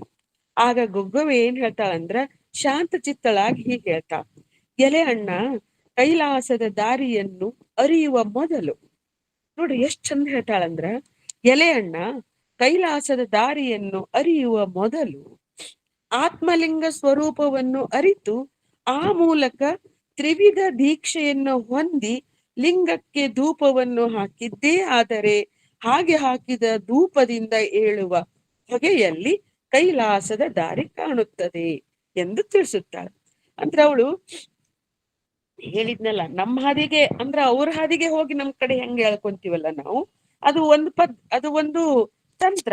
ಆ ರೀತಿ ಏನ್ ಹೇಳ್ತಾಳಂದ್ರ, ಹೌದು ಕೈಲಾಸಕ್ಕೆ ಹೋಗ್ಬೇಕು, ಆದ್ರೆ ಏನೇನ್ ಮಾಡಿದ್ರೆ ಕೈಲಾಸದ ದಾರಿ ನಮ್ಗ್ ಸಿಗುತ್ತದ? ತ್ರಿವಿಧ ದೀಕ್ಷೆಯನ್ನ ಹೊಂದ್ಬೇಕು, ಲಿಂಗಕ್ಕೆ ಧೂಪವನ್ನ ಹಾಕ್ಬೇಕು, ಆತ್ಮಲಿಂಗ ಸ್ವರೂಪವನ್ನ ಅರಿಬೇಕು. ಅದು ಹೆಂಗದಂತ ತಿಳ್ಕೊಂಡು ಇಷ್ಟೆಲ್ಲ ಅರಿತ ಮೇಲೆ ಆ ಧೂಪದಿಂದ ಅಂದ್ರ ಆ ಕ್ರಿಯೆಗೆ, ಎಲ್ಲ ಅರಿತ ಮೇಲಿನ ಧೂಪ ಹಾಕುವ ಕ್ರಿಯೆಗೆ ವಿಶೇಷ ಶಕ್ತಿ ಬರುತ್ತಂತ, ಜ್ಞಾನದ ಶಕ್ತಿ ಬರ್ತೈತಿ ಅರಿತ ಆದ್ಮೇಲೆ. ಅಲ್ಲಿ ನಾವು ಏನ್ ಮಾಡ್ತೀವಿ ಅಂದ್ರೆ ಕೈಲಾಸದ ದಾರಿಯನ್ನ ಕಾಣ್ತೀವಿ ಅಂತ ತಿಳ್ಕೊಂಡು ಹೇಳ್ತಾ. ಅದೇ ರೀತಿ ಗೊಗ್ಗವೆ ಆದೇಶದಂತೆ ಅದು ಎಲ್ಲವನ್ನ ಮಾಡಿ ಧೂಪದ ಹೊಗೆಯಿಂದ ಕೈಲಾಸದ ಮಾರ್ಗವನ್ನ ಕಂಡುಕೊಳ್ತಾನವ ಕೇರಳಾಧಿಪ ಚಾರಮರಾಯ. ನೋಡ್ರಿ, ಅಂದ್ರ ಇವಳ ಒಂದು ಮಾರ್ಗದರ್ಶನದಲ್ಲಿ ಆತ ಏನ್ ಮಾಡ್ತಾನಂತಂದ್ರ ಕೈಲಾಸದ ದಾರಿಯನ್ನ ಕಾಣ್ತಾನ ಅಂತ. ಅಂದ್ರೆ ಹಿಂಗ ಗೊಗ್ಗವೆ ತನ್ನ ಕಾಯಕದ ಮಹಿಮೆಯಿಂದ ಸಣ್ಣ ವ್ಯಕ್ತಿಯಿಂದ ಹಿಡ್ಕೊಂಡ ಆಳರಸನ ತನಕ, ಆಳರಸನಿಂದ ಮೊದಲ್ಗೊಂಡು ಆತನ ಸಮಸ್ತ ಅನುಯಾಯಿಗಳಿಗೂ ಅಲ್ಲದೆ ಅನೇಕ ಜನ ಶರಣರಿಗೂ ಕೂಡ ಈ ಮಾರ್ಗವನ್ನ ತೋರಿಸಿ ತಾನೂ ಅದರಂತೆ ನಡೆದು ಶಿವನ ಕೃಪೆಗೆ ಪಾತ್ರಳಾಗ್ತಾಳ ಅಂತ. ಕಾಯಕದಿಂದ ಕೈಲಾಸ ಎಂಬ ಶರಣ ಸಂದೇಶವನ್ನು ತನ್ನ ನಿಜ ಜೀವನದಲ್ಲಿ ತಾನು ಅಳವಡಿಸಿಕೊಂಡು ಇತರರಿಗೂ ಮಾರ್ಗದರ್ಶಕನಾದಂತ ಶರಣೆ ನಮ್ಮ ಗೊಗ್ಗವೆ. ಇವಳ ಹೆಸರು ಗಣಸಹಸ್ರದಲ್ಲಿ ಬರ್ತದ. ಅದ್ರ ಜೊತೆಗೆ ಪುರಾತನ ದೇವಿಯರ ತ್ರಿವಿಧಿ ಅಲ್ಲಿಯೊಳಗ ಆಕೆಯನ್ನ ಈ ರೀತಿ ಕೊಂಡಾಡ್ತಾರೆ. ಏನಂತಂತಂದ್ರ, 3 ಲೋಕಗಳರಿಯೇ ಚಾರಮರಾಯನಿಗೆ ಮಾರಹರ 100 ದಾರಿಯನ್ನು ತೋರಿಸಿದ ನೀರೇ ಗೊಗ್ಗವ್ವೆ ಶರಣಾಗು. ಎಷ್ಟು ಚಂದ ಹೇಳ್ಯಾರ ನೋಡ್ರಿ ಅವರು. ಮಾರಹರನು ಅಂದ್ರ ಶಿವನು, 3 ಲೋಕಗಳನ್ನಂತ ಅರಿಯುವಂತ ಚಾರಮರಾಯನಿಗೆ ದಾರಿಯನ್ನ, ಅಂತ ವ್ಯಕ್ತಿಗೆ ದಾರಿಯನ್ನ ತೋರಿಸಿದ ನೀರೇ ಗೊಗ್ಗವ್ವೆ ಅಂತ. ಮತ್ತಿದು ಇಷ್ಟು ಅವಳ ವೈಯಕ್ತಿಕವಾದಂತ ಜೀವನ ಚರಿತ್ರೆ ಆದ್ರ, ಇನ್ನು ನಾವು ಮುಖ್ಯವಾಗಿ ಅವಳ ವಚನ ಸಾಹಿತ್ಯದೊಳಗ ಅವಳು ತನ್ನ ಸ್ಥಾನವನ್ನ ಗುರುತಿಸ್ಕೊಂಡಿರೋದು ಎದ್ರ ಮೂಲಕ ಅಂತಂದ್ರ ವಚನಗಳ ಮೂಲಕ.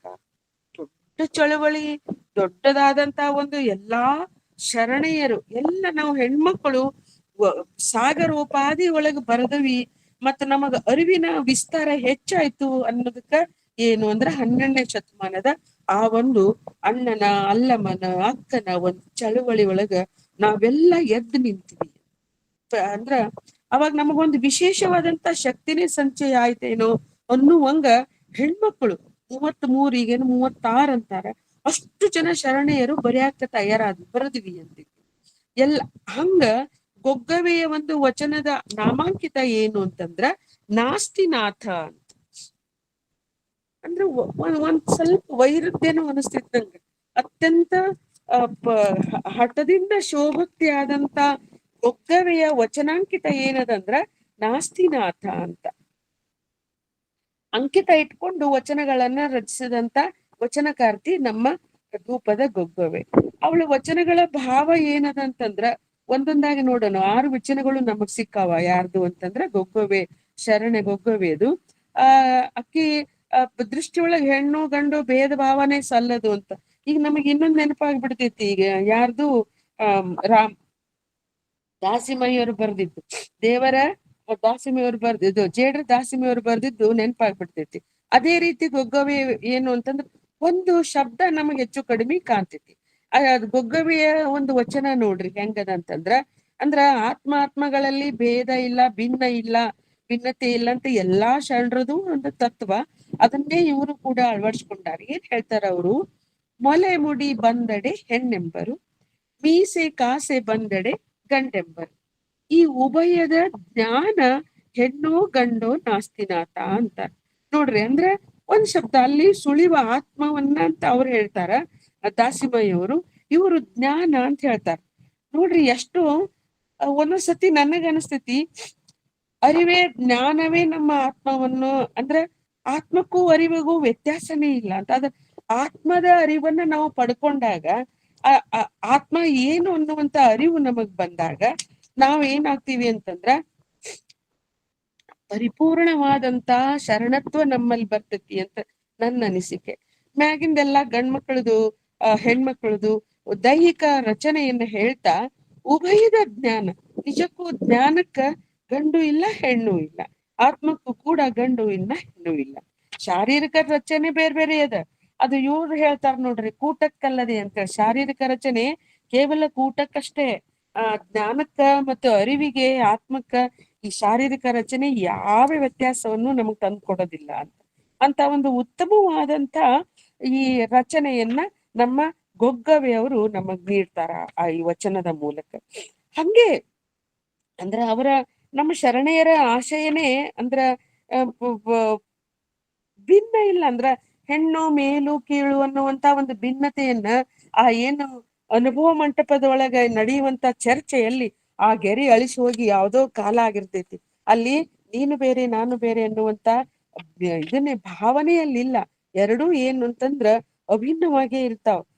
ಅದೇ ರೀತಿ ಈ ಸಮಾಜದ ಸಾಮೂಹಿಕ ಬದಲಾವಣೆಯನ್ನ ಮತ್ತ ಅದರ ಪರಿಣಾಮವನ್ನ ನಾವು ಇಂಥ ಶರಣೆಯರ ವಚನದೊಳಗ ನಾವು ಕಾಡ್ತೀವಿ. ಅಂದ್ರ ಇನ್ನ ಒಂದ್ ಏನ್ ಹೇಳ್ತಾಳ ಗೊಗ್ಗವೆ ಅಂತಂದ್ರ, ಈಗ ಗಂಡು ಮೋಹಿಸಿ ಹೆಣ್ಣ ಹಿಡಿದರೆ ಅನ್ನುವಂತ ಒಂದು ವಚನ ಬರ್ತೈತಿ. ಹೌದು, ನಮ್ಮಲ್ಲಿ ಏನು ಇವರು ಪುರುಷನಿಗೆ ಸ್ತ್ರೀಯಾಗಿ ಕಾಡಿತ್ತು ಮಾಯೆ, ಸ್ತ್ರೀಗೆ ಪುರುಷ ರೂಪಿಂದೆ ಕಾಡಿತ್ತು ಮಾಯೆ ಅಂತಿಕೊಂಡು ಏನು ಶರಣರು ಹೇಳ್ತಾರಲ್ಲ, ಆ ಮಾನವ ಈ ಮಾಯಾ ಮೋಹದ ಬಲೆಯಿಂದ ಸಿಲುಕಿ ತೊಳಲುತ್ತಿದ್ದಾನೆ. ಅಂದ್ರ ಇಂತ ಮಾಯೆ ಅಲ್ಲ, ನಿಜವಾಗ್ಲೂ ಶರಣರು ಇದನ್ನ ಏನ್ ಮಾಡ್ತಾರಂತಂದ್ರ ಧಿಕ್ಕರಿಸ್ತಾರ. ಸ್ತ್ರೀ ಅನ್ನೋದು ಮಾಯೆನೇ ಅಲ್ಲ, ಅದು ಒಂದು ಸಹಜೀವಿ, ಅದು ಒಂದು ಜ್ಞಾನವನ್ನ ಅರಿವನ್ನ ಪಡೆದುಕೊಂಡಿರುವಂತ ಸಹಜೀವಿ ಅಂತಾನೆ ಅವ್ರು ಹೇಳ್ತಾರ. ಆ ಶರಣೋಕ್ತಿ ಹಂಗೈತಲ್ಲ, ಅದಕ್ಕೆ ತಕ್ಕಂತೆ ಗೊಗ್ಗವೆ ಏನ್ ಹೇಳ್ತಾಳಂತಂದ್ರ ಒಂದು ವಚನವನ್ನ ಹೇಳ್ತಾಳ ನೋಡ್ರಿ. ಗಂಡ ಮೋಹಿಸಿ ಹೆಣ್ಣ ಹಿಡಿದೊಡೆ ಅದು ಒಬ್ಬರ ಒಡವೆ ಎಂದು ಅರಿಯಬೇಕು. ಹೆಣ್ಣ ಮೋಹಿಸಿ ಗಂಡ ಹಿಡಿದರೆ ಉತ್ತರವಾವುದೆಂದರಿಯಬೇಕು. ಈ ಎರಡರ ಉಭಯವ ಕಳೆದು ಸುಖಿ ತಾನಾಗಬಲ್ಲಡೆ ನಾಸ್ತಿನಾಥನು ಪರಿಪೂರ್ಣ ನಂಬೆ. ಒಬ್ಬ ಎಂತ ಒಂದು ಕ್ರಾಂತಿಕಾರಿ ವಿಚಾರವನ್ನ ಅವಳು ಈ 4 ಸಾಲುಗಳಲ್ಲಿ ಹೇಳ್ತಾಳಂತಂದ್ರ, ಹೌದ್ರಿ, ನಾವೆಲ್ಲ ಈಗ್ಲೂ ಕೂಡ ಏನು ಅಂತಂದ್ರ ಸಾಮಾನ್ಯವಾಗಿ ಹೆಣ್ಮಕ್ಳು ನಮ್ಮ ಯಜಮಾನ್ರು ಅಂತ, ಅಯ್ಯೋ ಕರ್ಮವೇ, ನಾವು ಸಂಗಾತಿ ಆತ ನಮ್ ಜೊತೆ. ಆದ್ರೆ ಇಲ್ಲಿ ಯಜಮಾನಿಕೆ ಯಾವಾಗ ಬರ್ತದಂತಂದ್ರ ಅದು ವಸ್ತು ಇದ್ದು ಅದು ತನ್ನದಾದಾಗ ಆ ವಸ್ತುವಿನ ಮೇಲೆ ಯಜಮಾನಿಕೆ ಬರ್ತೈತಿ, ಒಡೆತನ ಬರ್ತೈತಿ. ಅವಾಗ ಆತ ಒಡೆಯ, ದೊರೆ, ಯಜಮಾನ ಇನ್ನೇನೇನೋ ಆಗ್ತಾನ. ಇಲ್ಲಿ ಅವಳು ಏನ್ ಹೇಳೋದು ಎಷ್ಟು ಚಂದ ಹೇಳ್ತಾಳಂದ್ರ, ಹೌದು, ಗಂಡ ಮೋಹಿಸಿ ಹೆಣ್ಣ ಹಿಡಿತಂದ್ರ ಅದು ನಂದಂತ ತಿಕ್ಕೋಬೇಕು. ಅದೇ ರೀತಿ ಹೆಣ್ಣು ಮೋಹಿಸಿ ಗಂಡ ಹಿಡಿದರೆ ಅವಾಗ ನಾವು ಹಂಗೆ ತಿಳ್ಕೊಬೇಕಾ, ಅದು ನಮ್ಮ ಒಡವೆ ಅಂತಾನೆ ತಿಳ್ಕೊಬೇಕಾ? ಉತ್ತರನೇ ಇಲ್ಲ ಸಮಾಜದೊಳಗ. ಅದಕ್ಕ ಈ ಎರಡೂರ ಉಭಯ ಕಳೆದು ನೋಡ್ರಿ ಅಂದ್ರ ಮೋಹದ ಉಭಯವನ್ನು ಕಳೆಯೋದು. ಆಮೇಲೆ ನಾನು ಗಂಡಿಗೆ ಎಷ್ಟು ಮೋಹವನ್ನ ಮಾಡುವಂತ ಒಂದು ಒಳಗಿನ ಒಂದು ಸ್ವಭಾವದನು, ಅದೇ ರೀತಿ ಹೆಣ್ಣಿಗೂ ಕೂಡ ಸಹಜವಾಗಿನೇ ಗಂಡನ್ನ ಮೋಹಿಸುವ ಗುಣ ಕೂಡ ಅದನ್ನ ಅಷ್ಟು ಕ್ರಾಂತಿಕಾರಿಯಾಗಿ ಅವಳು ಹೇಳ್ತಾ. ಹೌದು, ನಮಗೂ ಕೂಡ ಏನು ಅಂತಂದ್ರ ಮೋಹಿಸಿ ಗಂಡನ್ನ ಮೋಹಿಸುವಂತ ಒಂದು ಯಾಕಂದ್ರೆ ಎರಡು ಜೀವಿಗಳಲ್ವಾ, ಎರಡು ಒಂದು ನಮ್ಮ ಜೀವಗಳಿಗೆ ಏನ್ ಬೇಕೋ ಅದನ್ನ ಸಹಜವಾಗಿನೇ ಮನುಷ್ಯಗೆ ಸಹಜವಾಗಿ ಬರುವಂತ ಗುಣಗಳವು. ಅದಕ್ಕೆ ಏನು, ಈ ಎರಡರ ಉಭಯವನ್ನ ಕಳೆದು ಸುಖಿ ತಾನಾಗಬಲ್ಲಡೆ ಅಂದ್ರ ಇವುಗಳನ್ನ ನಾವು ಉಭಯ ಅಂದ್ರ ಹೇಳಿದ್ನಲ್ಲ, ಗಂಡ ಮೋಹಿಸೋದು, ಹೆಣ್ಣು ಮೋಹಿಸೋದು, ಇವುಗಳನ್ನ ಕಳ್ಕೊಂಡಾಗ ನಾನು ಏನಾಗ್ಬೇಕು ಅಂದ್ರೆ ನಾನಾಗದಾದಾಗ ಈ ಸಂಗಾತಿ ನಾವಿಬ್ರು ಒಂದೇ ಅಂತ ಹೇಳಿ ಅನ್ನುವಂತ ಭಾವ ತಂತಾನೆ ಬಂದಾಗ ನಾಸ್ತಿನಾತನು ಅಂದ್ರೆ ನಾವು ಪರಿಪೂರ್ಣರಾಗ್ತೀವಿ ಅಂತ ತಿಳ್ಕೊಂಡು ಹೇಳ್ತಾರೆ. ಆಮೇಲೆ ನಾವು ಈ ಮುಂದಿನ ವಚನವನ್ನ ನಾನು ಹೇಳುವಾಗ ಇನ್ನ ಒಂದು ಭಾವ ನನಗೆ ಕಾಡ್ತು, ಹೇಳ್ತೀನಿ ನಾನು ಯಾಕಂತಿಕೊಂಡು. ಅಂದ್ರ ಗಂಡು ಹೆಣ್ಣಿನ ಹಾಗೂ ಹೆಣ್ಣು ಗಂಡಿನ ಮೋಹದ ಬಲೆಯನ್ನ ಕಳಚಿ ಸುಖಿ ತಾನಾಗ್ಬಹುದು, ಆಗ ಆತ ಪರಿಪೂರ್ಣ ಆಗ್ಬೇಕು ಅಂತ ಆಗ್ಬಲ್ಲ ಅನ್ನೋದಂತ ಅಭಿಪ್ರಾಯ ಗೊಗ್ಗಬೇದು. ಮತ್ತಕ್ಕಿಂತ ಇನ್ನೊಂದು ವಚನ ಏನ್ ಹೇಳ್ತದಂತಂದ್ರ, ಮಾರುತದಲ್ಲಿ ಬೆರೆತ ಗಂಧದಂತೆ, ಸುರತದಲ್ಲಿ ಬೆರೆತ ಸುಖದಂತೆ, ಮೆಚ್ಚಿದಲ್ಲಿ ಕೊಡುವ ಉಚಿತದಂತೆ, ಭಕ್ತರಿಗದೇ ಹಾದಿ ಎಂದೇ ನಾಸ್ತಿನಾಥ. ನೋಡ್ರಿ, ಅಕ್ಕಿ ಆಜನ್ಮ ಬ್ರಹ್ಮಚಾರಿಣಿ, ಅವಳು ಹೋಲಿಕೆ ಮಾಡಿಕೊಳ್ಳುವಂತ ಅಂದ್ರೆ ಈ ಒಂದು ಶರಣ ನಂದು ಲಿಂಗಾಂಗ ಸಾಮರಸ್ಯ ಹೆಂಗಿರ್ಬೇಕು, ಭಕ್ತಿ ಹೆಂಗಿರ್ಬೇಕು, ಅದ ತಾದಾತ್ಮ್ಯ ಹೆಂಗಿರ್ಬೇಕು ಅನ್ನೋದನ್ನ ಅವಳು ಬಳಸುವಂತ ಉಪಮೆಗಳು ಹೆಂಗದಾವಂತಂದ್ರ, ಮರುತದಲ್ಲಿ ಬೆರೆದ ಗಂಧದಂತೆ, ಸುರತದಲ್ಲಿ ಬೆರೆದ ಸುಖದಂತೆ. ಸುರತ್ ಅಂದ್ರೆ ಏನು ಅಂತ ಪ್ರಾಕ್ಟಿಕಲ್ ಆಗಿ ಗೊತ್ತಿಲ್ಲದಂತಹ ಶರಣೆ ಅಂದ್ರೆ ನಮ್ಮ ಶರಣರು ಹೆಂಗಿದ್ರು ಅಂತಂದ್ರ, ಈಗ ನನಗನ್ಸಿದ್ದು ಇದು ಪ್ರಶ್ನಾತೀತ ಅಲ್ಲ, ಈ ಹೋಲಿಕೆ ಆಕಿಗ್ ಬರ್ಬೇಕಾಗಿತ್ತು ಅಂತಂದ್ರ ಅನುಭವ ಇಲ್ಲ ಅವಳಿಗೆ. ಅಂದ್ರೆ ಆದ್ರೆ ನಮ್ಮ ಎಲ್ಲಾ ಶರಣರು ಅತೀಂದ್ರಿಯ ಜ್ಞಾನವನ್ನ ಅಂದ್ರೆ ಯಾವುದೇ ಪ್ರಾಯೋಗಿಕ ಅನುಭವ ಇಲ್ಲದನೇ ಕೂಡ ಅತೀಂದ್ರಿಯ ಜ್ಞಾನದಿಂದ ಅರಿವಿನಿಂದ ಅವರು ಅವುಗಳನ್ನ ಎಲ್ಲ ಅರ್ತಿದ್ರು ಅಂತ ತಿಳ್ಕೊಂಡು. ಅಂದ್ರೆ ಗೊಗ್ಗವಿ ಅಂತ ಈಕಿ ವಿರಕ್ತಿ, ಈಕಿ ಕವಿಗಳು ಸಂಸಾರಿಕ ಸುಖ ದುಃಖಗಳನ್ನ, ಹೆಣ್ಣಿನ ಅಂಗಾಂಗಗಳನ್ನ, ಮತ್ ಇನ್ನೊಂದಿಷ್ಟು ನಮ್ಮ ಶರಣೆಯರು ಈ ಸೂಳೆಗೇರಿ ಅಂತ ಸೂಕ್ಷ್ಮ ಸನ್ನಿವೇಶಗಳನ್ನ ಕೂಡ ವರ್ಣಿಸ್ಯಾರ ವಚನದೊಳಗ. ಅವನ್ನೆಲ್ಲ ನೋಡಿದಾಗ ನಮಗ ಕನ್ನಡ ಸಾಹಿತ್ಯದೊಳಗ ಕಾಣದಂತ ಅಂದ್ರೆ ಈ ವಿಷಯ ಇದು ಹೊಸ ವಿಷಯ ಏನಲ್ಲ. ಅಂದ್ರೆ ಇದಕ್ ಹೇಳಿದ್ನಲ್ಲ, ಒಂದು ಅರಿವು, ಅತೀಂದ್ರಿಯ ಜ್ಞಾನ ಅಥವಾ ಅರಿವು ನಾವು ಇರ್ಬೋದು ಇವರಿಗೆ ಅಂತ ಹೇಳಿ ಅನ್ಕೊಂಡು ಈ ಒಂದು ವಚನವನ್ನ ನಾವು ಸ್ವೀಕಾರ ಮಾಡ್ಬೇಕಾಗತ್ತೇನೋ ಅಂತ ನನಗನಿಸ್ತು. ಅಂದ್ರ ಗೊಗ್ಗವೆ ಅಂತ ಇಂಥ ಗುಂಪಿಗೆ ಸೇರಿದ್ಲೇನೋ, ಅಂದ್ರ ಅರಿವಿನಿಂದ ಅತೀಂದ್ರಿಯ ಜ್ಞಾನದಿಂದ ಇವುಗಳನ್ನ ಹಾಕಿ ಇಂಥ ಉಪಮೆಗಳನ್ನ ಬಳಸುವಲ್ಲಿ ಶಕ್ತಳಾದಳೇನು ಅಂತ ಅನಿಸ್ತೈತಿ ನನಗ. ಯಾಕಂದ್ರೆ ಪರಮಾತ್ಮೊಳಗ ಬೆರೆತು ಒಂದಾಗುವ ಪರಿ ಹೆಂಗದ ಅಂತಂದ್ರ ಹೇಳಿದ್ನಲ್ಲಿ ಬಿಡಿಸಲಾರ್ದಂಗ ಅದರಿ ಅವಳ್ದು. ಮಾರ್ಗದೊಳಗ ಬೆರೆದಂತ ಗಂಧವನ್ನ ಬೇರ್ಪಡಿಸಕ್ಕೂ ಸಾಧ್ಯ ಇಲ್ಲ, ಆ ಸುಖವನ್ನ ವರ್ಣಿಸಕ್ಕೂ ಸಾಧ್ಯ ಇಲ್ಲ. ಅದೇ ರೀತಿ ಅಂದ್ರ ಆ ರೀತಿ ಅಭೇದ್ಯವಾಗಿ ಅಂದ್ರ ಅವ ಭಕ್ತ ದೇವನ ಜೊತೆ ಒಂದಾಗ್ತಾನ. ಭಕ್ತನೂ ಸಹ ದೇವನ ಹಾದಿ ಒಳಗ್ ಸಾಗಿ ದೇವನೇ ಆಗ್ಬೇಕು ಅನ್ನುವಷ್ಟು ಅವರು ಒಂದರಲ್ಲಿ ಒಂದು ಬೆರೆತಿರ್ತಾಳ ಅಂತಿಕೊಂಡು ಬೆರೆತಿರ್ತಾರ ಅಂತ ಶರಣೆ ಗೊಗ್ಗವೆ ನಮಗಿಲ್ಲಿ ಹೇಳ್ತಾಳೇನೋ ಅಂತ ಅನಿಸ್ತೈತಿ. ಆಮೇಲೆ ಈ ಶರಣೆ ಗೊಗ್ಗವೆ ಪರಮಾತ್ಮನ ರೂಪವನ್ನ ಯಾವ ರೀತಿ ಹೇಳ್ತಾಳ ಅಂದ್ರ ಚಿದ್ರೂಪ ಅಂತ ನಾವ್ ಏನಂತೀವಲ್ಲ, ಅಂದ್ರ ಚಿದ್ರೂಪ ಅಂದ್ರ ಅದೇ ಜ್ಞಾನದ ಸ್ವರೂಪ, ಚಿತ್ ಅಂದ್ರ ಅರಿವು ಪ್ರಜ್ಞೆ ಅಂತ ಹೇಳಿ ಏನ್ ಐತಲ್ಲ ಶಬ್ದದ ಅರ್ಥ. ಆ ರೀತಿ ಅಂದ್ರ ಉದ್ದವನೇರುವುದಕ್ಕೆ ಗದ್ದುಗೆ ಎಲ್ಲದೆ ಎಯ್ದಬಾರದು, ಚಿದ್ರೂಪವನರಿವುದಕ್ಕೆ ಅರ್ಚನೆ ಪೂಜನೆ ನಿತ್ಯ ನೇಮವಿಲ್ಲದೆ ಕಾಣಬಾರದು, ಅದ ಸತ್ಯದಿಂದ ಮಾಡಿ ಅಸತ್ಯವ ಮರೆದಡೆ ಇದೇ ಸತ್ಯ ನಾಸ್ತಿನಾಥ. ಅಬ್ಬಾ ಎಂತ ಒಂದು ಅಂದ್ರೆ ನಾವು ಯಾವುದೇ ಹೇಳಿದ್ನಲ್ಲ ನಮ್ಮ ಷಟಸ್ಥರಗಳು ಬರ್ತಾವಲ್ಲ, ನಾವು ಒಂದೊಂದು ಹಂತವನ್ನ ಏರ್ತಾ ಕೊನೆಯ ಹಂತಕ್ಕ ಸಮಾಧಿ ಸ್ಥಳಕ್ಕೆ ನಾವು ಹೋಗ್ಬೇಕಾಗಿತ್ತು ಅಂತಂದ್ರ ಅದರ ಹಾದಿ ಅಷ್ಟು ಸರಳ ಇಲ್ಲ, ಸುಲಭ ಇಲ್ಲ. ನಾವು ಯಾಕಂದ್ರೆ ವಚನಗಳನ್ನ ನಾವು ಬಾರಿ ಬಾರಿಗೆ ಏನ್ ಮಾಡ್ತೀವಿ, ವಚನಗಳನ್ನ ಭಾಷಣದೊಳಗ ಬೇರೆ ಬೇರೆ ನಮ್ಮ ಇದ್ರುಗಳೆಲ್ಲ ನಾವು ಅದನ್ನ ಹೇಳ್ತೀವಿ, ಅವುಗಳನ್ನ ಪ್ರಸ್ತಾಪ ಮಾಡ್ತೀವಿ. ಆದ್ರ ಆ ಪ್ರಸ್ತಾಪ ಮಾಡಿದಾಗ ಅವುಗಳಲ್ಲಿರುವಂತ ತತ್ವದ ರೀತಿ ನಾನು ನಡ್ಯಾಕತ್ತೀನ ಹೆಂಗ, ನಮ್ಮನ್ನ ನಾವು ಮುಟ್ಟಿ ನೋಡ್ಕೊಳ್ಳೋದಿಲ್ಲ. ಆ ರೀತಿ ನಾವು ನಡೆದು ಕೊನೆ ಹಂತಕ್ಕ ಅಂದ್ರ ಹೋಗ್ತೀವಿ ಹೆಂಗ ಅನ್ನೋದನ್ನ ನಾವು ನೋಡ್ಕೊಳ್ಳೋದೇ ಇಲ್ಲ. ಅಂದ್ರ ಆ ರೀತಿ ಅವಳು ಏನ್ ಹೇಳ್ತಾಳಂದ್ರ, ಈ ಒಂದು ಚಿದ್ರೂಪವನ್ನ ಅರಿಬೇಕು ಪರಮಾತ್ಮಂದು ಅಂತಂದ್ರ, ಎತ್ತರದ ವಸ್ತುವನ್ನ ಸಮೀಪಿಸ್ಬೇಕಾದ್ರ, ಎತ್ತರದ ವಸ್ತು ಮುಟ್ಬೇಕಾದ್ರ ನಮಗ್ ಗದ್ದಿಗೆನೆ ಬೇಕಲ್ಲ, ನಿಚ್ಚಣಿಕೆನೆ ಬೇಕಲ್ಲ. ಆ ರೀತಿ ಹತ್ತಕ್ ಆಗುದಿಲ್ಲ ಅಂತ ಅಂದ್ರ ಆ ಎತ್ತರವನ್ನ ಮುಟ್ಟಕ್ ಆಗುದಿಲ್ಲ, ಗದ್ದಿಗೆ ಬೇಕು ಅಂತ. ಎತ್ತರದಲ್ಲಿರುವ ವಸ್ತುವನ್ನ ಸಮೀಪಿಸಲು ಗದ್ದಿಗೆ ಬೇಕು, ಅದಿಲ್ಲದೆ ಆ ಎತ್ತರವನ್ನ ನಮಗ ಮುಟ್ಟಲಾಗದು.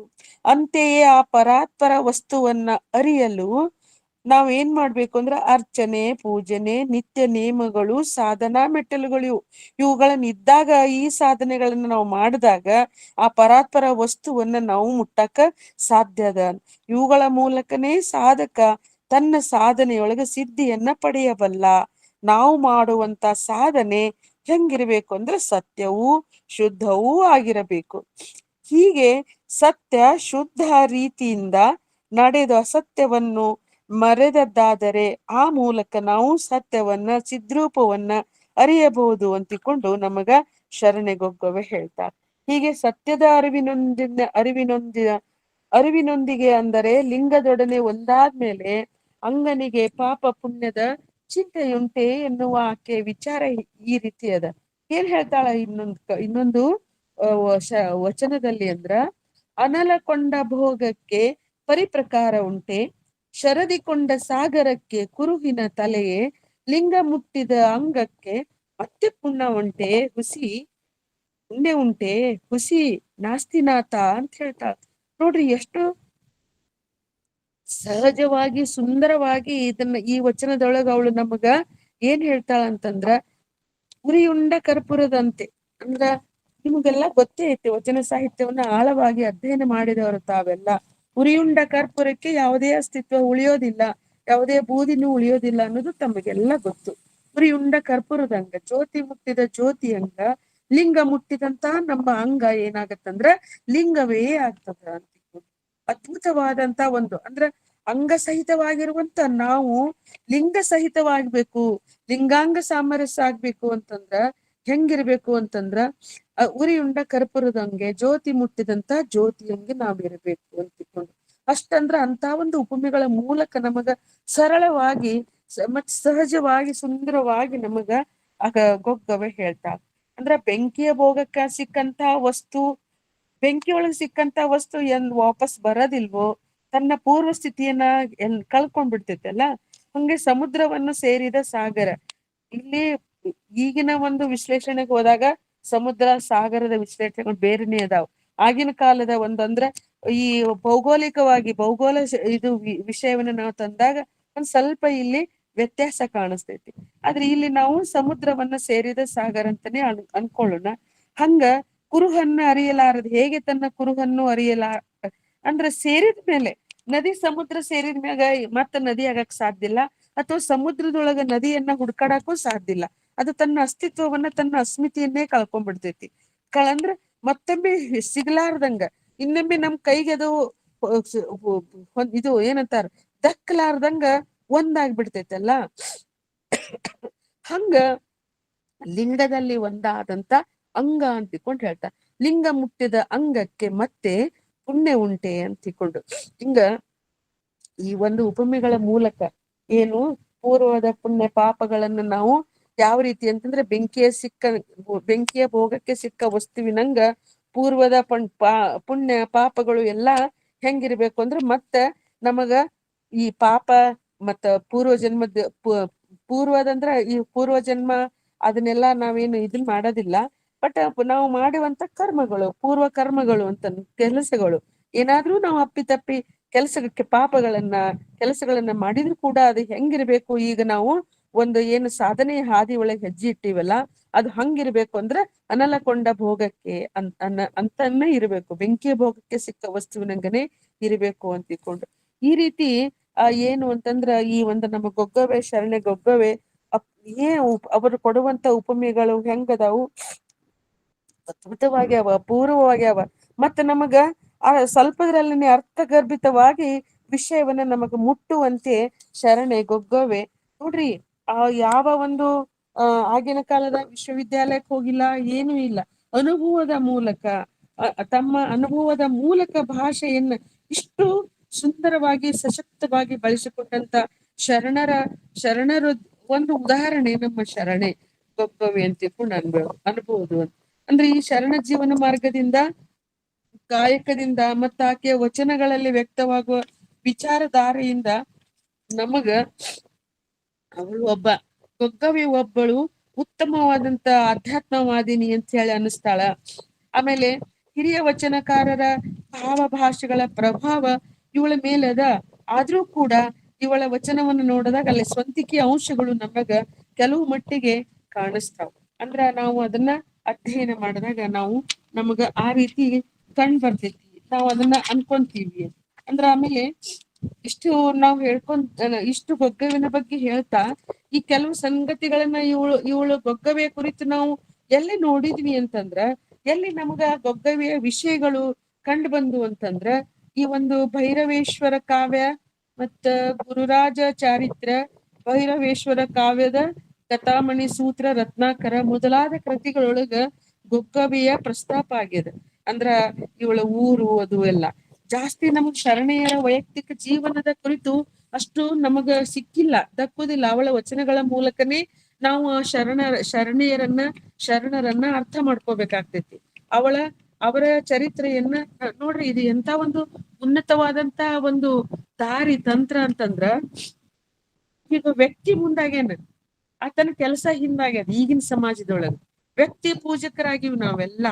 ಆದ್ರೆ ಶರಣರು ಏನ್ ಹೇಳ್ಕೊಡ್ತಾರ, ಶರಣರು ನಾವ್ ಹೆಂಗ್ ಗುರ್ತಿಸ್ತೀವಿ ಅಂತಂದ್ರ ಅಲ್ಲಿ ವ್ಯಕ್ತಿ ಹಿಂದಿರ್ತಾರೆ, ಆತನ ವಚನಗಳು ಆತನ ಕ್ರಿಯೆಗಳು ಕಾರ್ಯಗಳು ಒಳ್ಳೇದು ಮುಂದಿರ್ತೈತಿ. ಆ ಕೆಲಸದ ಮೂಲಕ ನಾವು ವ್ಯಕ್ತಿಗಳನ್ನ ಗುರ್ತಿಸ್ತೀವಿ.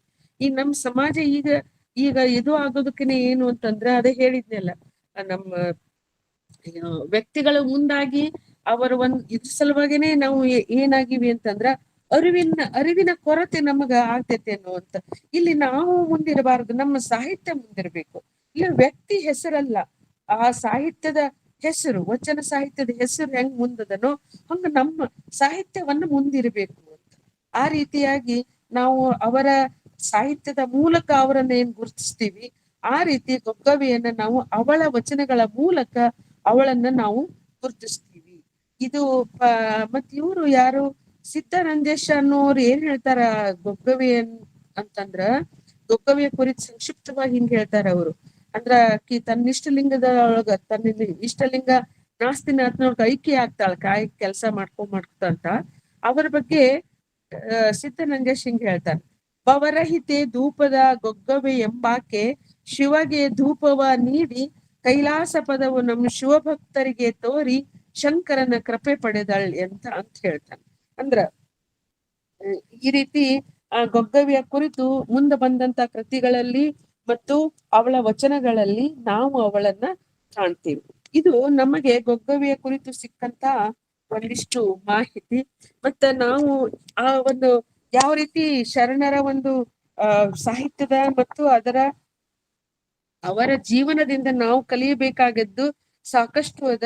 ಅದನ್ನ ನಾವು ಅವರ ತತ್ವಗಳನ್ನ ಒಂದಾದ್ರೂ, ಈಗ ನಾವು ಇಷ್ಟೆಲ್ಲಾ ಮಾತಾಡ್ತಿರ್ತೀವಲ್ಲ, ಹೇಳ್ತಿರ್ತೀವಲ್ಲ, ಅದನ್ನ ನಾವು ನಮ್ಮ ಒಂದೇ ತತ್ವವನ್ನ ನಮ್ಮ ಜೀವನದಲ್ಲಿ ನಾವು ಅಳವಡಿಸ್ಕೊಂಡಿದ್ದೇ ಆದ್ರ ನಮ್ಮ ವಚನ ಸಾಹಿತ್ಯಕ್ಕೆ, ಶರಣ ಸಾಹಿತ್ಯಕ್ಕೆ ಮತ್ತು ಶರಣರು ನಮಗಾಗಿ ಅಷ್ಟೆಲ್ಲ ಕ್ರಾಂತಿಕಾರಿ ಯೋಜನೆಗಳನ್ನ ಹಾಕೊಟ್ಟು ತಾವು ಆ ಕ್ರಾಂತಿಯಲ್ಲನೇ ಕೈಲಾಸವನ್ನ ಕಂಡು ಇಷ್ಟೆಲ್ಲಾ ಮಾಡಿದ್ದಕ್ಕ ಸಾರ್ಥಕತೆ ಯಾವಾಗ ಬರ್ತದಂತಂದ್ರ ಈಗಿನ ನಮ್ಮ ಸಮಾಜ ಅವರ ತತ್ವಗಳನ್ನ ಅನುಸರಿಸ್ತಾ ನಾವು ಸಮಾಜದಲ್ಲಿ ಬದುಕಿದ್ದೆ ಆದ್ರ ಒಂದು ಈಗೂ ಕೂಡ ನಾವು ಶರಣ ಸಮಾಜವನ್ನ ಕಟ್ಬಹುದು, ವಚನ ಸಾಹಿತ್ಯವನ್ನ ಬೆಳೆಸ್ಬೋದು ಅನ್ನುವಂತ ಒಂದು ಅಭಿಪ್ರಾಯ ನನ್ನದು. ನಾನು ಏನು ಅಂದ್ರೆ ಈ ಅಕ್ಕನ ಅರಿವು ಗುಂಪಿಗೆ ಬಂದು ಬಹಳ ವರ್ಷ ಅದು ಶುರುವಿನಲ್ಲಿ ಬಂದಿದ್ದೆ, ಆದ್ರ ಕೆಲಸದ ಒತ್ತಡಗಳ ಮೇಲೆ ಅನಿವಾರ್ಯ ಕಾರಣದಿಂದ ಹೊರಗೆ ಬಂದಿದ್ದೆ. ಹಿಂಗಾಗಿ ಈ ಒಂದು ಸಂಪರ್ಕ ತಪ್ಪಿತ್ತು, ಈ ಅರಿವಿನ ಮಾಧ್ಯಮ ಏನು ನಮ್ಮ ಶಶಿಕಾಂತ್ ಪಟ್ಟಣ ಸರ್ ಏನು ಈ ಒಂದು ನಮಗ ಏನಂತಾರೆ ಇದಕ್ ಹೋಗಾಕ ಒಂದ್ ಮಾಧ್ಯಮ ಆಗ್ಯಾರಲ್ಲ, ಒಂದ್ ಸಾಧನ. ಈ ಒಂದು ಗ್ರೂಪ್ ಏನದಲ್ಲ ಅರಿವನ್ನ ಮೂಡಿಸುವಂತ ಗ್ರೂಪಿಗೆ ನಾ ಮತ್ತೆ ಬಂದಿದ್ದು ನನ್ಗೆ ತುಂಬಾ ಸಂತೋಷ ಆಗೈತಿ. ನನಗೊಂದು ಅವಕಾಶವನ್ನ ಕೊಟ್ರಿ ನಿಮ್ ಜೊತೆ ನನ್ನೆರಡು ವಿಚಾರಗಳನ್ನ ಹಂಚ್ಕೊಳಕ. ನನಗ ತುಂಬಾ ಇನ್ಮೇಲೆ ಈ ಒಂದು ಅಕ್ಕನ ಅರಿವನ್ನ ಮೂಡಿಸಿಕೊಳ್ಳುವ ಒಂದಲ್ಲಿ ನಾನು ಸಣ್ಣ ಪುಟ್ಟ ಹೆಜ್ಜೆಗಳನ್ನ ಇಟ್ಕೋತಾ ಇರ್ತೀನಿ ಇಲ್ಲೇ ಅಂತಿಕೊಂಡು. ಮತ್ ನಾನು ಇಷ್ಟೊತ್ತನವರೆಗೂ ನನ್ನ ತೊದಲು ಮಾತುಗಳನ್ನ ತಾವು ಕೇಳಿದ್ರಿ. ನಾನು ಎಷ್ಟು ಅದಕ್ ನ್ಯಾಯ ಕೊಟ್ಟನು ಗೊತ್ತಿಲ್ಲ. ಆರೋಗ್ಯ ಕೂಡ ಚೂರು ಹದಗೆಟ್ಟದ, ಆದ್ರೂನು ಏನು ಅಂದ್ರ ಒಪ್ಕೊಂಡ್ ಮೇಲೆ ಮಾಡ್ಬೇಕಿದು ಶರಣರೇ ಹಾಕಿ ಕೊಟ್ಟಂತ ದಾರಿ ಅಲ್ವಾ. ನಾವ್ ಏನ್ ಕೆಲಸ ಒಪ್ಕೊಂಡ್ರು ಅದನ್ನ ಮಾಡ್ಬೇಕು, ಇಲ್ದಿದ್ರು ಒಪ್ಕೋಬಾರ್ದು. ಇದು ನನ್ನ ಒಂದು ಧ್ಯೇಯ. ಹಿಂಗಾಗಿ ಇವತ್ತು ಈ ನನ್ನ ಮಾತುಗಳನ್ನ ತಾವೆಲ್ಲ ಕೇಳಿದ್ರಿ, ಪ್ರೋತ್ಸಾಹಿಸ್ರಿ, ನಾನ್ ನಿಮ್ ಜೊತೆ ಇರ್ತೀನಿ ಇಟ್ಕೊಂಡು ಹೇಳ್ತಾ ನನಗೆ ಅವಕಾಶ ಕೊಟ್ಟಂತ ಪಟ್ಟಣ್ ಸರ್ ಅವರಿಗೂ, ಸುಧಾ ಶರಣೆಗೂ ಮತ್ತು ಎಲ್ಲಾ ಸಹೋದರ ಸಹೋದರಿ ಶರಣೆಯರಿಗೂ ಕೂಡ ಪೂರ್ವಕ ಧನ್ಯವಾದಗಳನ್ನು ಹೇಳ್ತಾ ಶರಣಾರ್ಥಿಗಳು. ವಚನ ಅಂದ್ರೆ ವಚನ, ಮಾತು ಅಂದ್ರೆ ಮಾತು, ಇವೇ ಹೇಮಲತಾ ವಸ್ತ್ರದ ಮೇಡಮ್ ಅವರ ವಾಸ್ತವಿಕ ಮಾತು. ಮೇಡಮ್ ತುಂಬಾ ಸೊಗಸಾಗಿತ್ತು, ಅರ್ಥಪೂರ್ಣವಾಗಿತ್ತು, ವೈಚಾರಿಕವಾಗಿತ್ತು ನಿಮ್ಮ ಉಪನ್ಯಾಸ. ಒಬ್ಬ ಕ್ರಾಂತಿಕಾರಿ ವಿಚಾರದ ಹಠವಾದಿ, ಆತ್ಮಬಲದ ಮತ್ತೊಬ್ಬ ವೈರಾಗ್ಯ ನಿಧಿ ಶರಣೆ ಗೊಗ್ಗವೆಯ ಜೀವನ ಚಿತ್ರಣವನ್ನು ಅತ್ಯಂತ ಮನಮುಟ್ಟುವಂತೆ ಘಟನೆಯಾಧಾರಿತ ಉಪನ್ಯಾಸದ ಜೊತೆಗೆ ಅರಿವಿನ ಕ್ರಿಯೆ ಗುಣಗಳ ಜೊತೆಗೆ ಶರಣರ ಜಯಂತಿಯನ್ನು ಮಾಡುವ ನಿಮ್ಮ ಒಳ್ಳೆಯ ಸಂದೇಶಕ್ಕೆ ಒಂದು ನಮೋ ಶರಣಾರ್ಥಿ ಮೇಡಮ್. ನಿಮ್ಮ ಉಪನ್ಯಾಸಕ್ಕೆ ಧನ್ಯವಾದಗಳು ಮೇಡಮ್.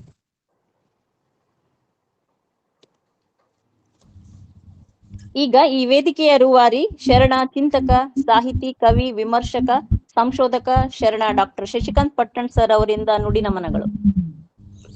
ಓಂ ಶ್ರೀ ಗುರು ಬಸವಲಿಂಗಾಯ ನಮಃ. ಹೇಮಲತಾ ವಸ್ತ್ರದವರ ಉಪನ್ಯಾಸ ಅತ್ಯಂತ ಸರಳ ಭಾಷೆ, ಸಹಜವಾಗಿ ಹಲಸಿನ ಹಣ್ಣಿನ ತೊಳಲನ್ನು ತೆಗೆದು ಹೆಂಗೆ ಇಡ್ತಾರಲ್ಲ ಆ ರೀತಿಯಾಗಿ ಮಾಡಿದರು. ನನಗೆ ಅವರ ಪರಿಚಯ 14 ವರ್ಷ, 2012ರಿಂದ ಪರಿಚಯ. ಒಂದು 2014ಕ್ಕೆ ಅವರಿಗೆ ಬೆಳಗಾವಿಯ ಬಸವ ಜಯಂತಿ ಕಮಿಟಿಗೆ ಅವ್ರನ್ನ ಅತಿಥಿಗಳಾಗಿ ಕರೆಸಿದ್ದೆ. ಅವಾಗ ಭೇಟಿಯಾಗಿದ್ದು. ಆಗಾಗಲೇ ಅವರು 3 ಕೃತಿಗಳನ್ನು ತಂದಿದ್ದರು. ಅದರ ಒಂದು ಕವನ ಸಂಕಲನ ಇತ್ತು. ನನಗೆ ಕವನ ಸಂಕಲನ ಒಂದು ಯಾರಾದರೂ ಗುರುಗಳು ಬರೀರಿ ಅಂತ ಹೇಳಿದವರು ಅಂದ್ರೆ ಅದು ಹೇಮಲತಾ ವಸ್ತ್ರದವರು. ಹೀಗಾಗಿ ಒಂದು ಗುರುಗಳ ಸ್ಥಾನದೊಳಗೆ 2 ಅರ್ಥದೊಳಗೂ ಗುರುಗಳು, ಜನ್ಮ ಗುರುಗಳು ಮತ್ತು ವಿದ್ಯಾಗುರುಗಳು. ನನ್ನ ಕಾವ್ಯ ಒಂದು ಬೆಳವಣಿಗೆಗೆ, ಸಾಹಿತ್ಯ ಬೆಳವಣಿಗೆಗೆ ಹೇಮಲತಾ ಅವರು ಭಾಳ ಮುಖ್ಯ ಕಾರಣ. ಅವರು ಹಲವಾರು ಕಾರಣಗಳಿಂದ ಇರಲಿಲ್ಲ, ಮತ್ತೆ ಬಂದಿದ್ದಾರೆ, ಅದೊಂದು ನಮಗೆ ಶಕ್ತಿ. ಗೊಗ್ಗವೆಯ ಬಗ್ಗೆ ಭಾಳಷ್ಟು ವಿಚಾರಗಳನ್ನು ಸ್ಪಷ್ಟವಾಗಿ ಹೇಳ್ತಾ ಅವಳೊಬ್ಬಳು ದಲಿತ ಕುಟುಂಬದಿಂದ ಬಂದವಳು. ಕೇರಳ ಮತ್ತು ಕರ್ನಾಟಕ ಸೀಮಾ ಭಾಗದೊಳಗಿರ್ತಕ್ಕಂಥ ಅವಲೂರು ಅಂತಕ್ಕಂಥ ಒಂದು ಪ್ರದೇಶ, ಗೊಗ್ಗೇಶ್ವರ ಅಂತಕ್ಕಂಥ ಒಂದು ಆದಿದೇವತ. ನೋಡಿ, ನಾಸ್ತಿನಾಥ ಅಂತಕ್ಕಂಥದ್ದು ಯಥೀಸ್ಟ್ ಅಂತ ನಾವೇನಂತೀವಿ, ಅಥವಾ ಎಲ್ಲವನ್ನೂ ಬಿಟ್ಟವಳು. ವಿರಾಗಿನಿ ಅಂತಂದ್ರೆ ಕೇವಲ ವೈರಾಗ್ಯ ಅಂತಂದ್ರೆ ಮದುವೆ ಅದಲ್ಲ. One should not have any sort of attachment. ಸಂಪೂರ್ಣವಾಗಿ ಡಿಟ್ಯಾಚ್ಮೆಂಟು ಅಥವಾ ಸಂಪೂರ್ಣವಾಗಿ ನಿರಪೇಕ್ಷತೆಯಿಂದ ಬದುಕ್ತಕ್ಕಂಥ ಗೊಗ್ಗವೆ. ಭಾಳ ಜನ ಅವಳ ಪರಿಕಲ್ಪನೆಗಳನ್ನು, ಅಂದ್ರೆ ಅವಳು ಕೂಡ ಬೋಂತಾದೇವಿ, ಅಕ್ಕಮಹಾದೇವಿ, ರೆಬ್ಬೆವೆ, ಹಾಗೆ ಮದುವೆ ಆಗಲಾರದ ಒಬ್ಬ ಮಹಿಳೆ. ನಾವು ಭಾಳ ಜನ ಅಕ್ಕಮಹಾದೇವಿ ಅಷ್ಟ, ರೆಬ್ಬೆವೇನೂ ಮದುವೆ ಆಗಿಲ್ಲ, ಗೊಂತಾದೇವಿನೂ ಆಗಿಲ್ಲ, ಅದೇ ರೀತಿ ಇವಳು ಆಗಿಲ್ಲ. ಮತ್ತು ಇದರ ಹೊರತುಪಡಿಸಿ ಹೌದು ಸರ್. ನೇಮ ಕೃತಿಗಳನ್ನು ಮಾಡ್ತಕ್ಕಂಥ ನೆಂಬೆಕ್ಕ ಆಗಲಿ ಮತ್ತು ಸಂಕವೆ, ನಾ ಶರಣೆ ಸಂಕವೆ ಅಂತೀನಿ, ಸುಳ್ಳೆ ಸಂಕವೆ ಅಂತ ಅನ್ನಂಗಿಲ್ಲ, ಒಂದು 6 ಜನ ಮಹಿಳೆಯರು ಅಕ್ಕಮ್ಮ ಅಂತಕ್ಕಂಥ ಒಬ್ಬ ಶರಣೆ, 7-8 ಜನ ಮಹಿಳೆಯರು ಮದುವೆಯಾದ ಸಂದರ್ಭಗಳು ಕಾಣೋದಿಲ್ಲ. ಧೂಪಕ್ಕೆ ದೇವರಿಗೆ ಪರಿಕಲ್ಪನೆ ಅಂದ್ರೆ ನಾವು ಎಷ್ಟು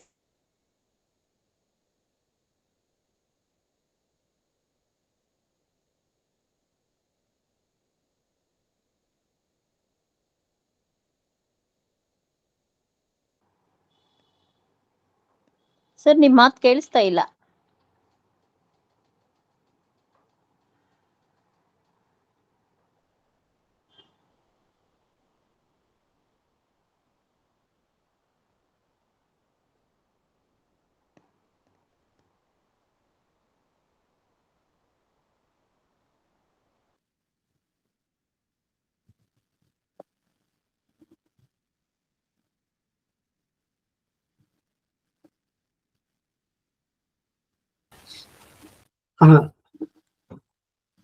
ನಗರೀಕರಣ, ನಗರ ಶುದ್ಧೀಕರಣ ಮಾಡ್ಲಿಕ್ಕೆ ಗೊಗ್ಗವಿ ಅಂತಕ್ಕಂಥವಳು ಧೂಪವನ್ನ ಹಾಕ್ತಿದ್ಲು.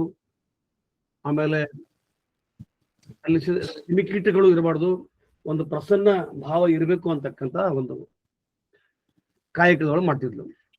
ಜೊತೆಗೆ ಇವರ ವಚನವನ್ನು ಕೂಡ ಮೊಲೆ ಮುಡಿ ಅಂತ ಬಂದಿದೆ. ಮೊಲೆ ಮುಡಿ ಅಲ್ಲ, ಮೊಲೆ ಮೂಡಿ ಬಂದರೆ ಪೀಸೆ ಕಾಸೆ ಬಂದಲ್ಲಿ ಅಂತಕ್ಕಂಥದ್ದು. ಇಲ್ಲಿ ಮುಡಿ ಅಂತಂದ್ರೆ ಕೂದಲು, ಅದು ಗಂಡ್ಮಕ್ಳು ಬರ್ತಾವು, ಹೆಣ್ಮಕ್ಳು ಬರ್ತಾವು. ನಾನು ಇದನ್ನ ಹಲವಾರು ಸಲ ನಾನು ಇವ್ರಿಗೂ ಕೂಡ ಬಸವ ಸಮಿತಿಯವ್ರಿಗೆ ಹೇಳಿದೆ, ಬಹುದೊಡ್ಡ ಸಂಶೋಧಕರಿಗೂ ಕೂಡ ಹೇಳಿದೆ, ಇದು ಮುಡಿ ಅಲ್ಲ, ಮೂಡಿ ಆಗ್ಬೇಕು ಅಂತ. ಯಾಕಂದ್ರೆ ಈ ಅಂಗಾಂಗಗಳು ಕೂಡ ಪುರುಷರಿಗೂ ಕೂಡ ಕಾಣ್ತದ, ಅದಕ್ಕೆ ಮುಡಿ ಅಲ್ಲ ಮೂಡಿ ಅಂತಕ್ಕಂಥದ್ದು. ಎರಡನೇದು ಅಂದ್ರೆ 1160 ಅವರು ಬಾಳ ತಮ್ಮ ಸಂದೇಹವನ್ನು ವ್ಯಕ್ತ ಮಾಡಿದ್ರು. 1162 ಕಲ್ಯಾಣ ಕ್ರಾಂತಿ ಆಯ್ತು. ಹಿಂಗಾಗಿ ಎಲ್ಲರ ಕಾಲಘಟ್ಟವನ್ನ ಬಸವ ಸಮಿತಿಯವರು 1160 ಮಾಡಿದಾರೆ. ನಾನು ಕಳೆದ 10 ವರ್ಷಗಳಿಂದ ಅವ್ರ ಜೊತೆಗೆ ಮಾತಾಡ್ತಾ ಇದ್ದೀನಿ. ಅಂದ್ರೆ ಯಾಕೆ ಈ ರೀತಿ ಮಾಡಿದ್ರು ಅಂತಕ್ಕಂತಕ್ಕಂತಂದ್ರ, ಶರಣರು ಬಲ ಸಮುದಾಯದವರು ಇಂಥ ದೊಡ್ಡ ವಚನ ಕ್ರಾಂತಿಯನ್ನ ಮಾಡ್ತಕ್ಕಂಥ ಸಂದರ್ಭ ನಾವು ಇವರಿಗೆ ಕ್ರೆಡಿಟ್ ಕೊಡಬಾರ್ದು. ಸಮುದಾಯದ ಮಹಿಳೆಯರನ್ನ ವಿಶೇಷವಾಗಿ ಅವರ ವಿಚಾರ, ಇತಿಹಾಸ ಮತ್ತು ವಚನಗಳನ್ನ ಪ್ರಕ್ಷಿಪ್ತಗೊಳಿಸ್ತಕ್ಕಂಥ ಕಾರ್ಯವನ್ನು ಮಾಡಿದ್ರು. ಹಿಂಗಾಗಿ ಅವ್ರು 1160 ಅಲ್ಲ, 1140, 30 ಅಂದ್ರೆ ಬಸವ ಅಕ್ಕಮಹಾದೇವಿ, ಸತ್ಯಕ್ಕ, ಪಿಟ್ಟವ್ವೆ, ಕಾಳವ್ವೆ ಈ ಸಮಕಾಲೀನ ಶರಣೆ ಇರಬಹುದು ಅಂತಕ್ಕಂಥದ್ದನ್ನ ನಾನು ಹೇಳ್ತೀನಿ. ಇನ್ನೊಂದು ವಚನ ಬಹಳ ಅರ್ಥಪೂರ್ಣವಾಗಿ ದಾಖಲಿಸಿದಾಗ ಆ ಧ್ವನಿ ಬಹುಶಃ ನಾವು ಅಂತ ಒಂದು ವಚನ, ಗಂಡು ಮೋಹಿಸಿ ಹೆಣ್ಣು ಹಿಡಿದೊಡೆ ಅದು ಒಬ್ಬರ ಒಡವೆ ಎಂದು ಅರಿಯಬೇಕು. ಅಂದ್ರೆ ಯೂಶಲಿ ಗಂಡು ಹೆಣ್ಣನ್ನ ತನ್ನ ವಸ್ತು, ಭೋಗದ ವಸ್ತು ಅಂತ ತಿಳ್ಕೊಂತಾರ. ಹೆಣ್ಣು ಮೋಹಿಸಿ ಗಂಡ ಹಿಡಿದೊಡೆ ಉತ್ತರವಾವುದೆಂದು ಅರಿಯಬೇಕು. ನಾವು ಅದಕ್ಕೆ ಏನು ಉತ್ತರ ಕೇಳಿಸ್ಬೇಕಂಗಾರ ಅಂತ ಕೇಳಿದಾಗ, ಈ ಎರಡರ ಉಭಯವ ಕಳೆದು ಸುಖಿತಾನಾಗ ಬಲ್ಲೊಡೆ ನಾಸ್ತಿನಾಥನು ಪರಿಪೂರ್ಣ ನೆಂಬೆ ಅಂತ. ಅಂದ್ರೆ ಗಂಡು ಹೆಣ್ಣುಗಳೆಂಬ ಶ್ರೇಣೀಕೃತ ಭೇದ ಭಾವಗಳನ್ನ ಅಲ್ಲಗೆಳೆದು ಇದು ಕೇವಲ ಭೌತಿಕ ಮತ್ತು ದೈಹಿಕ, ಶರಣರ ಹೇಳ್ತಾರಲ್ಲ, ಗಂಡು ಹೆಣ್ಣು ಕೂಟಕ್ಕೆ ಬಿಟ್ಟರೆ ಮತ್ತೊಂದು ಕಾಲ ಅಂತಕ್ಕಂಥದ್ದು.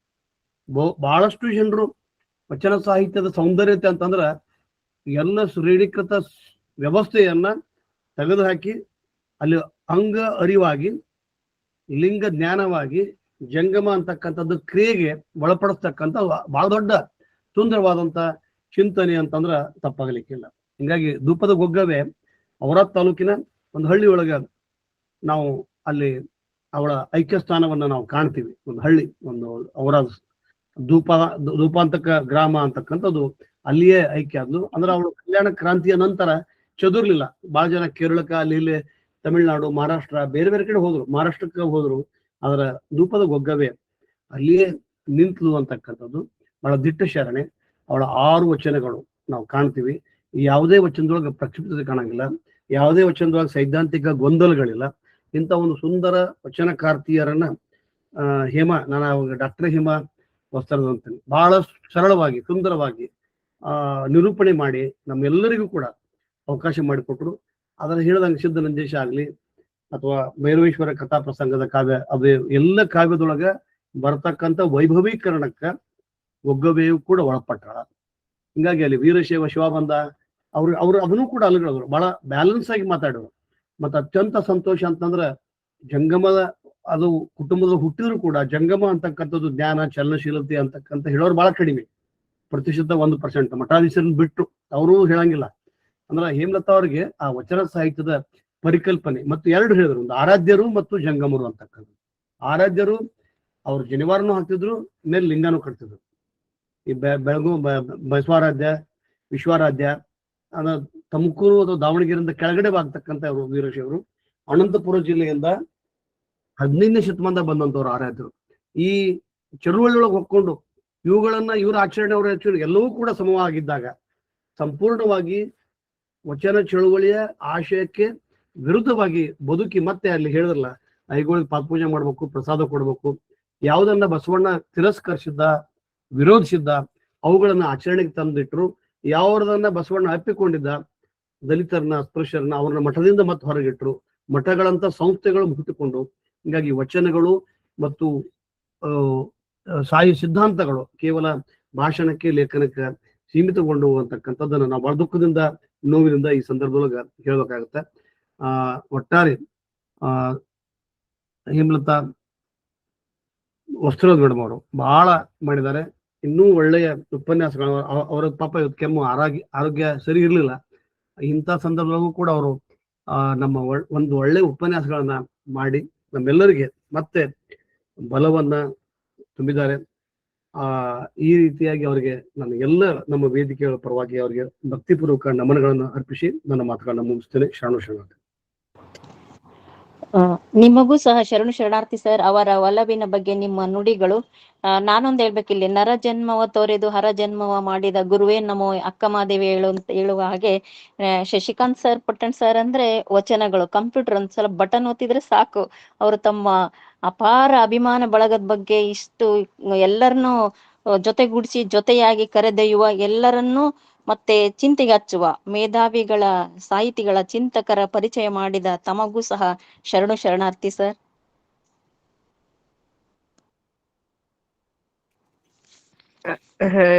ಪಟ್ಟಣ್ ಸರ್, ತಾವ್ ದೊಡ್ಡ ಮಾತು ಹೇಳಿದ್ರಿ. ಗುರುವಿನ ಸ್ಥಾನದೊಳಗ್ ನಾನಿಲ್ಲ. ಇಲ್ಲ, ನಾನು ಕವನ ಸಂಕಲನ ಕೊಟ್ಟಿದ್ದಿತ್ತಲ್ಲ, ಅದಕ್ಕೆ ನಾ ಹೇಳಿದೆ, ನೀವು ಬರೀರಿ ಅಂತ ಹೇಳಿದವ್ರು ನೀವೇ. ಅಲ್ಲಿವರೆಗೆ ಕವನ ಸಂಕಲನ ಇರ್ಲಿಲ್ಲ. ಹಾ ಸರ್, ನಿಮ್ಮಲ್ಲಿ ಆ ಶಕ್ತಿ ಇತ್ತಲ್ಲ, ಆ ಶಕ್ತಿ ಉದ್ದೀಪನ ಮಾಡಿದೆ ಅಷ್ಟೇ. ನಾನು ನಿಮ್ಮಲ್ಲಿರೋ ಶಕ್ತಿಯನ್ನ ಹೊರಗೆ ಹೇಳಕ್ ಒಂದು ಮಾತು ಹೇಳಿದೆ ಅಷ್ಟೇ ನಾನು. ಬಟ್ ನೀವು ಇಷ್ಟು ಅಗಾಧವಾಗಿ ಅದ್ರೊಳಗೆ ಬೆಳೆದಿರಿ ಅಂತಂದ್ರೆ ನನಗೆ ಬಹಳ ಖುಷಿ ಆಗ್ತೈತಿ. ಅದಕ್ಕಾಗಿ ಮತ್ತೆ ಒಂದ್ ಹೆಮ್ಮೆನೂ ಕೂಡ. ಇಂದಂದ ಒಂದ್ ಕೆಲ್ಸಕ್ಕ ಅಂದ್ರೆ ಪ್ರಥಮ ಹೆಜ್ಜೆ ಇಡಾಕ ನಾನು ಕಾರಣ ಆದ್ನಲ್ಲ ಅನ್ನೋದೇ ಒಂದ್ ಸಂತೋಷ ನನಗೆ. ಧನ್ಯವಾದಗಳು sir. Thank you. Rudrappa Biradar sir.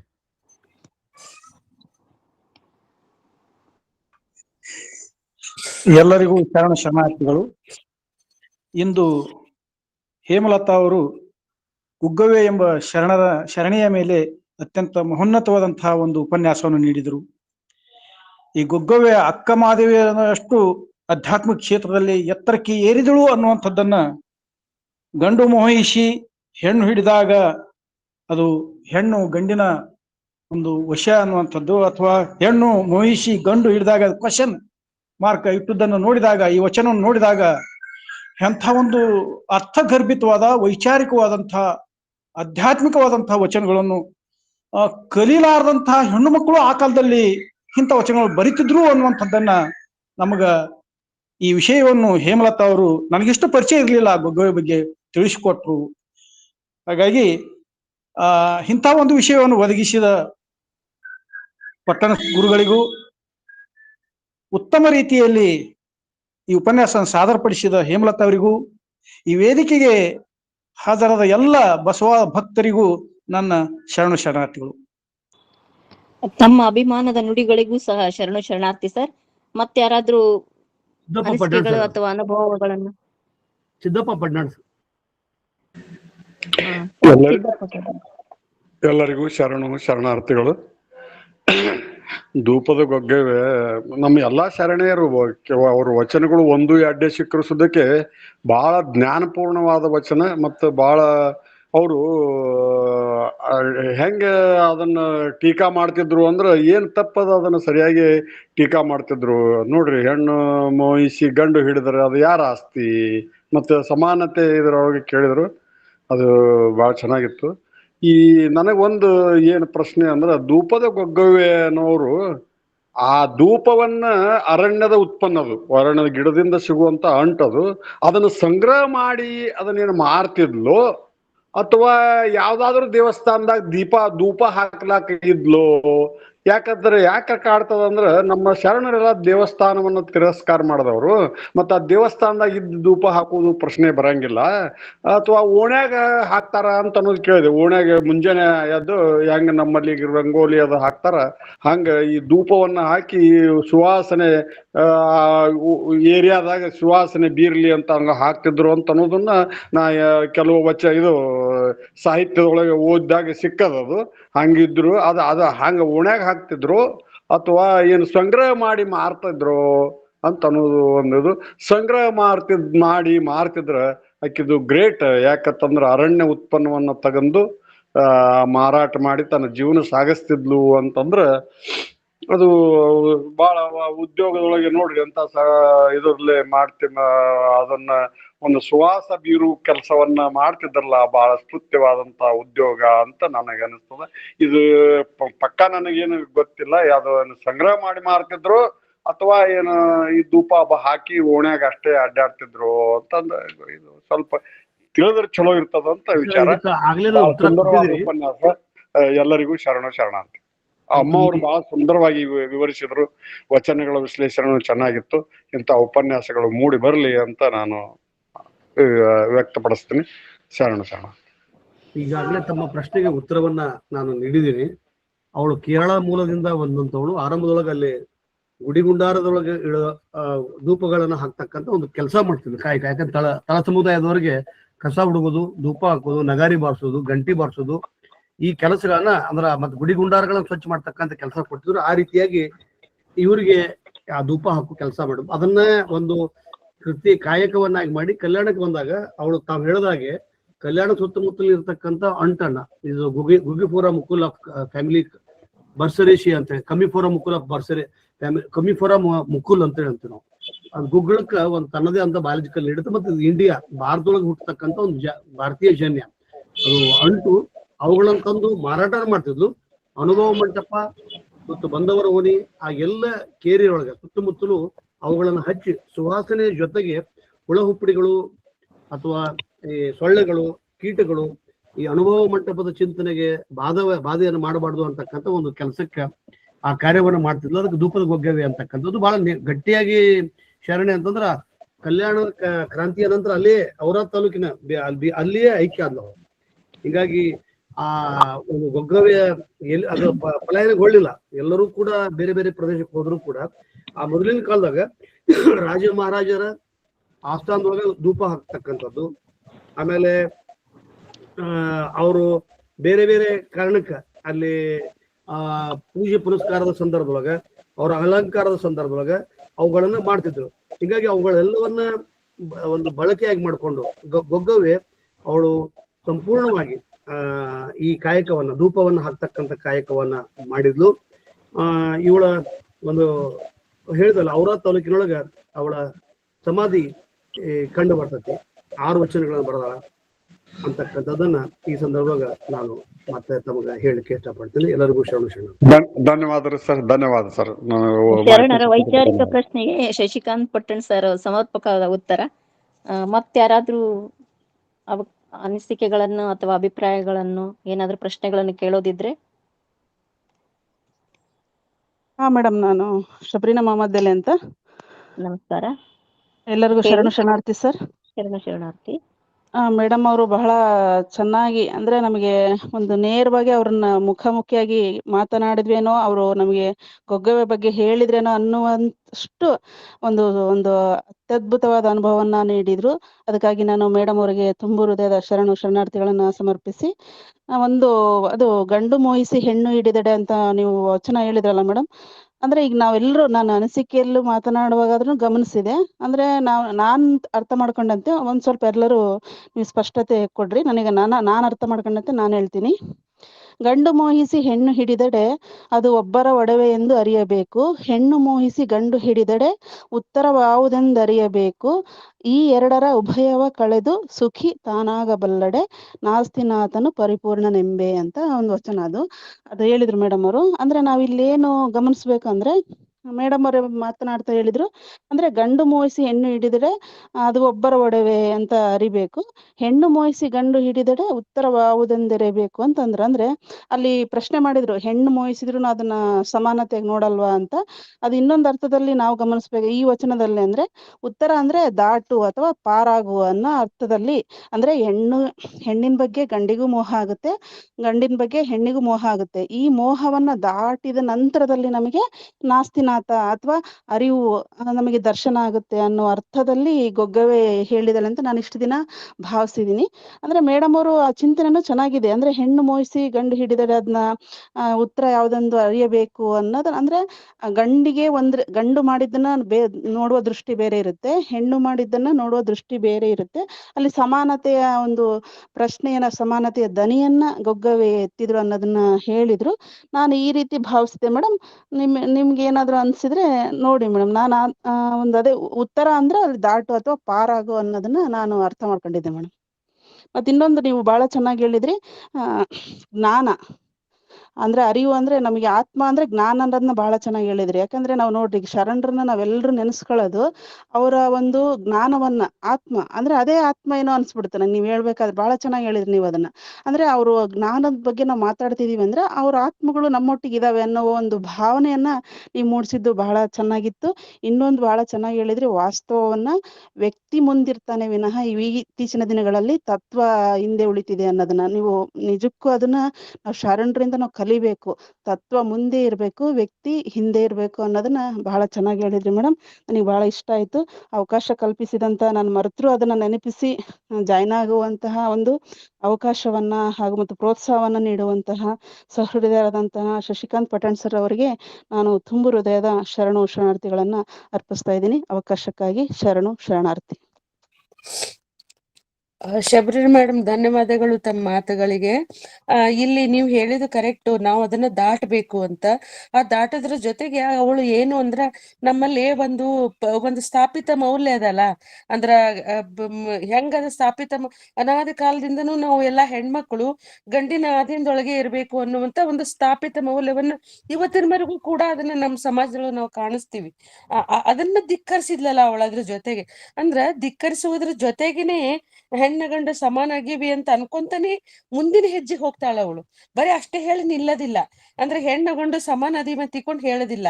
ಇದನ್ನ ಮೀರಿದಾಗ, ಇದನ್ನ ದಾಟಿದಾಗ ನಮಗ ಅಂದ್ರ ಕೊನೆ ಇದಕ್ ಬರ್ತೀವಿ ನಾವು ಅಂತ. ಅಂದ್ರ ತಾನಾಗ ಪರಿಪೂರ್ಣ ಆಗ್ತೀವಿ ಅಂತಂದ್ರೆ ಇವೆರಡೂ ದಾಟಿದಾಗ. ನೀವ್ ಹೇಳಿದ್ದು ಕರೆಕ್ಟ್, ದಾಟುವ ಕ್ರಿಯೆನೇ ಅಲ್ಲಿ ಪ್ರಮುಖವಾಗಿರೋದು.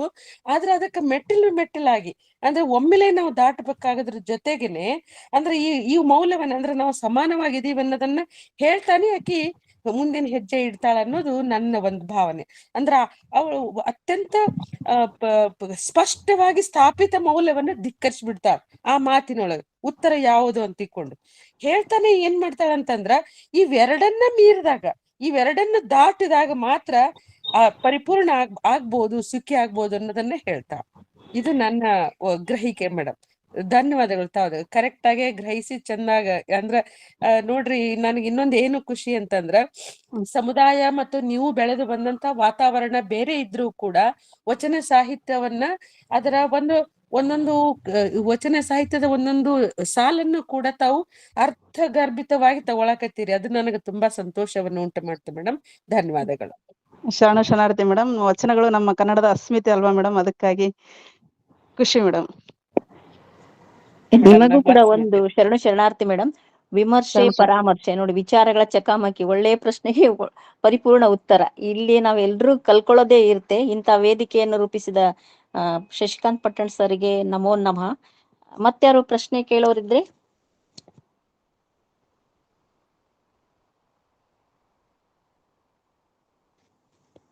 ಕೇಳಿಸ್ತಾ ಇದೆಯಾ? ಶಾರದಮ್ಮ ಪಾಟೀಲ್. ಮೇಡಮ್ ಎಲ್ಲರಿಗೂ ಶರಣಾರ್ಥಿ. ಹೇಮಲತಾ ವಸ್ತ್ರದ ಮೇಡಮ್ ಅವರು ಬಹಳ ಚಂದ ಗೊಗ್ಗವೆ ಬಗ್ಗೆ ಸವಿಸ್ತಾರವಾಗಿ ಮಾತಾಡಿದ್ರು. ವಸ್ತ್ರದ ಫ್ಯಾಮಿಲಿ ಒಂದಿಗೆ ನಂದು ಅವಿನಾಭಾವ ಸಂಬಂಧ. ಸಿಂದಗಿಯೊಳಗ ವಸ್ತ್ರದ ಇವರ ಆಯಿ ಮುತ್ಯ ವಸ್ತ್ರದ ಗುರುಗಳು ನನ್ನ ಬಾಲ್ಯದ ಗುರುಗಳಾಗಿದ್ರು. ನಾನು ಕನ್ನಡ ಶಾಲೆಯೊಳಗಿದ್ದಾಗ ಅವ್ರ ಅಜ್ಜ ಅಮ್ಮ ನನಗೆ ಕಲಿಸಿದ್ರು. ಈ ಸಿಂದಗಿ ಅನ್ನೋದು ಒಂದು ಸಾಂಸ್ಕೃತಿಕ ಒಂದು ಮನೆತನ, ಸುಸಂಸ್ಕೃತ ಮನೆತನ, ಒಂದು ವಸ್ತ್ರದ ಮನೆತನ ಅಂತ ಹೇಳ್ಬಹುದು. ಅವರ ಬ್ರದರ್ ಒಬ್ರು ಚಂದ್ರಶೇಖರ್ ವಸ್ತ್ರದ, ಆಮೇಲೆ ಶಶಿಕಲಾ ವಸ್ತ್ರದ ಅವ್ರ ಸಿಸ್ಟರು, ಭಾರತಿ ವಸ್ತ್ರದಂತ ಬೀದರ್ ನೋಡದ, ಎಲ್ಲರೂ ಸಾಹಿತ್ಯ ಒಂದು ಕನ್ನಡ ಸಾಹಿತ್ಯದ ಸೇವೆ ಮಾಡ್ತಾ ಇರುವಂತ ಒಂದು ಉತ್ತಮ ಆದರ್ಶ ಮನೆತನ ಅಂತ ಹೇಳ್ಬೋದು. ಆ ವಂಶದ ಕುಡಿ ಇವತ್ತು ಹೇಮಲತಾ ವಸ್ತ್ರದ ನಮ್ಮ ವೇದಿಕೆಯಲ್ಲಿ ಬಹುಶಃ ಅವರದು ಚೊಚ್ಚಲ ಒಂದು ಉಪನ್ಯಾಸ ಅಂತ ನಾನು ಭಾವಿಸಿದೆ. ಅವರು ಗೊಗ್ಗವೆ ಬಗ್ಗೆ ಹೇಳ್ತಾ ಹೇಳಿದ್ರು. ಅಂಕಿತ ನಾಮ ಬಹಳಷ್ಟು ಶರಣೆಯರು ನೇರವಾಗಿ ದಿಟ್ಟವಾಗಿ ತಮ್ಮ ಅಭಿವ್ಯಕ್ತಿಯನ್ನ ವ್ಯಕ್ತಗೊಳಿಸಿದ್ದು ನಾವು ವಚನಗಳಲ್ಲಿ ಕಾಣುತ್ತೀವಿ. ಎಷ್ಟೋ ಶರಣೆಯರು ನಿರ್ಲಜ್ಜೇಶ್ವರ ಎಲ್ಲಿ ಯಾವ ಹಂತದ ತನಕ ಶರಣೆಯರು ಸ್ವಚ್ಛಂದವಾಗಿ ಸ್ವತಂತ್ರವಾಗಿ ವಚನಗಳನ್ನ ರಚಿಸಿದ್ರು ಅಂದ್ರ ಅವರ ಅಂಕಿತ ನಾಮಗಳನ್ನ ನೋಡಿದ್ರೆ ನಮಗೆ ಗೊತ್ತಾಗುತ್ತೆ. ನಿರ್ಲಜ್ಜೇಶ್ವರ, ಬಿಡಾಡಿ ಹಾಗೂ ಈ ನಾಸ್ತಿನಾಥ ಅಂದ್ರೆ ಸಾಕಾರನೂ ಅಲ್ಲ, ನಿರಾಕಾರನೂ ಅಲ್ಲ, ರೂಪ ಇರುವಂಥವನು ಅಲ್ಲ, ಅರೂಪಿನೂ ಅಲ್ಲ ಅಂಥ ಒಂದು ದೈವವನ್ನ, ಅಂಥ ಒಂದು ಶಕ್ತಿಯನ್ನ, ಚೈತನ್ಯವನ್ನ ತಮ್ಮ ಅಂಕಿತವನ್ನಾಗಿ ಮಾಡಿಕೊಂಡು ಗೊಗ್ಗವೆ ಅವಳ ಲಭ್ಯವಿರುವ 6 ವಚನಗಳಲ್ಲಿ ಅವಳ ನೇರ ಹಾಗೂ ದಿಟ್ಟ ಅಭಿವ್ಯಕ್ತಿಯನ್ನ ನಾವು ಕಾಣ್ತೀವಿ. ಆಮೇಲೆ ಆ 6 ವಚನದೊಳಗ ಅವರು ಒಂದು ಲಿಂಗ ಸಮಾನತೆಯನ್ನ ಪ್ರತಿಪಾದಿಸಿದರು.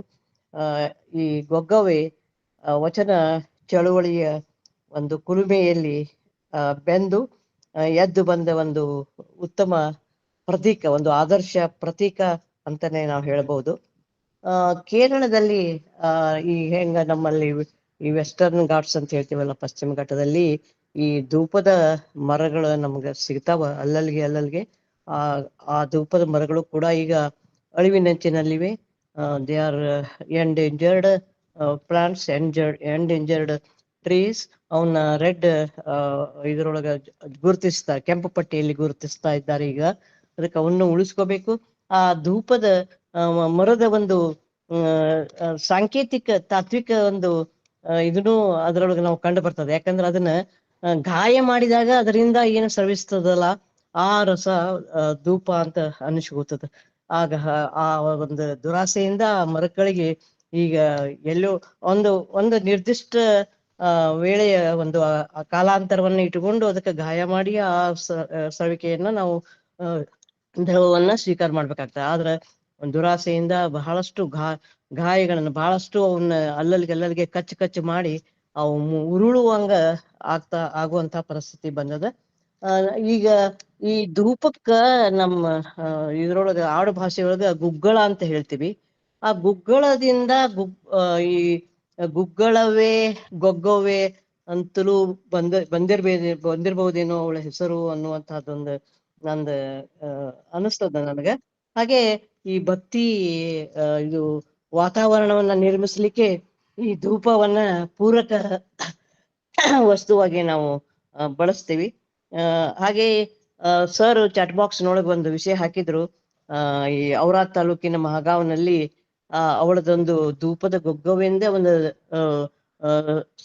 ಸಂರಕ್ಷಿತ ದೇವಸ್ಥಾನ ಒಂದು ವಿಡಿಯೋದೊಳಗೆ ನಾನು ನೋಡಿದೆ. ಅಲ್ಲಿ ಸಾಕಷ್ಟು ಚಂದ ಒಂದು ಗಾರ್ಡನ್ ಮಾಡ್ಯಾರ, ಅವಳ ಅಲ್ಲಿ ರಕ್ಷಣೆ ಮಾಡಿದಾರ. ಹಾಗೆ ಗೊಗ್ಗವೆಯನ್ನ ನಾವು ನೆನೆದು ಬೇರೆ ಶರಣರ ವಚನಗಳೊಳಗ ಈಗ ಅಕ್ಕ ಮಹಾದೇವಿಯನ್ನ, ನೀಲಾಂಬಿಕೆಯನ್ನ, ಗಂಗಾಂಬಿಕೆಯನ್ನಾಗ್ಲಿ ಅಥವಾ ಬೇರೆ ಶರಣೆಯರನ್ನ ನೆನೆದಂತಹ ಶರಣರ ವಚನಗಳಲ್ಲಿ ಅವರ ಹೆಸರುಗಳನ್ನ ಪ್ರಸ್ತಾಪಿಸಿದ್ದನ್ನ ನಾವು ನೋಡ್ತೀವಿ.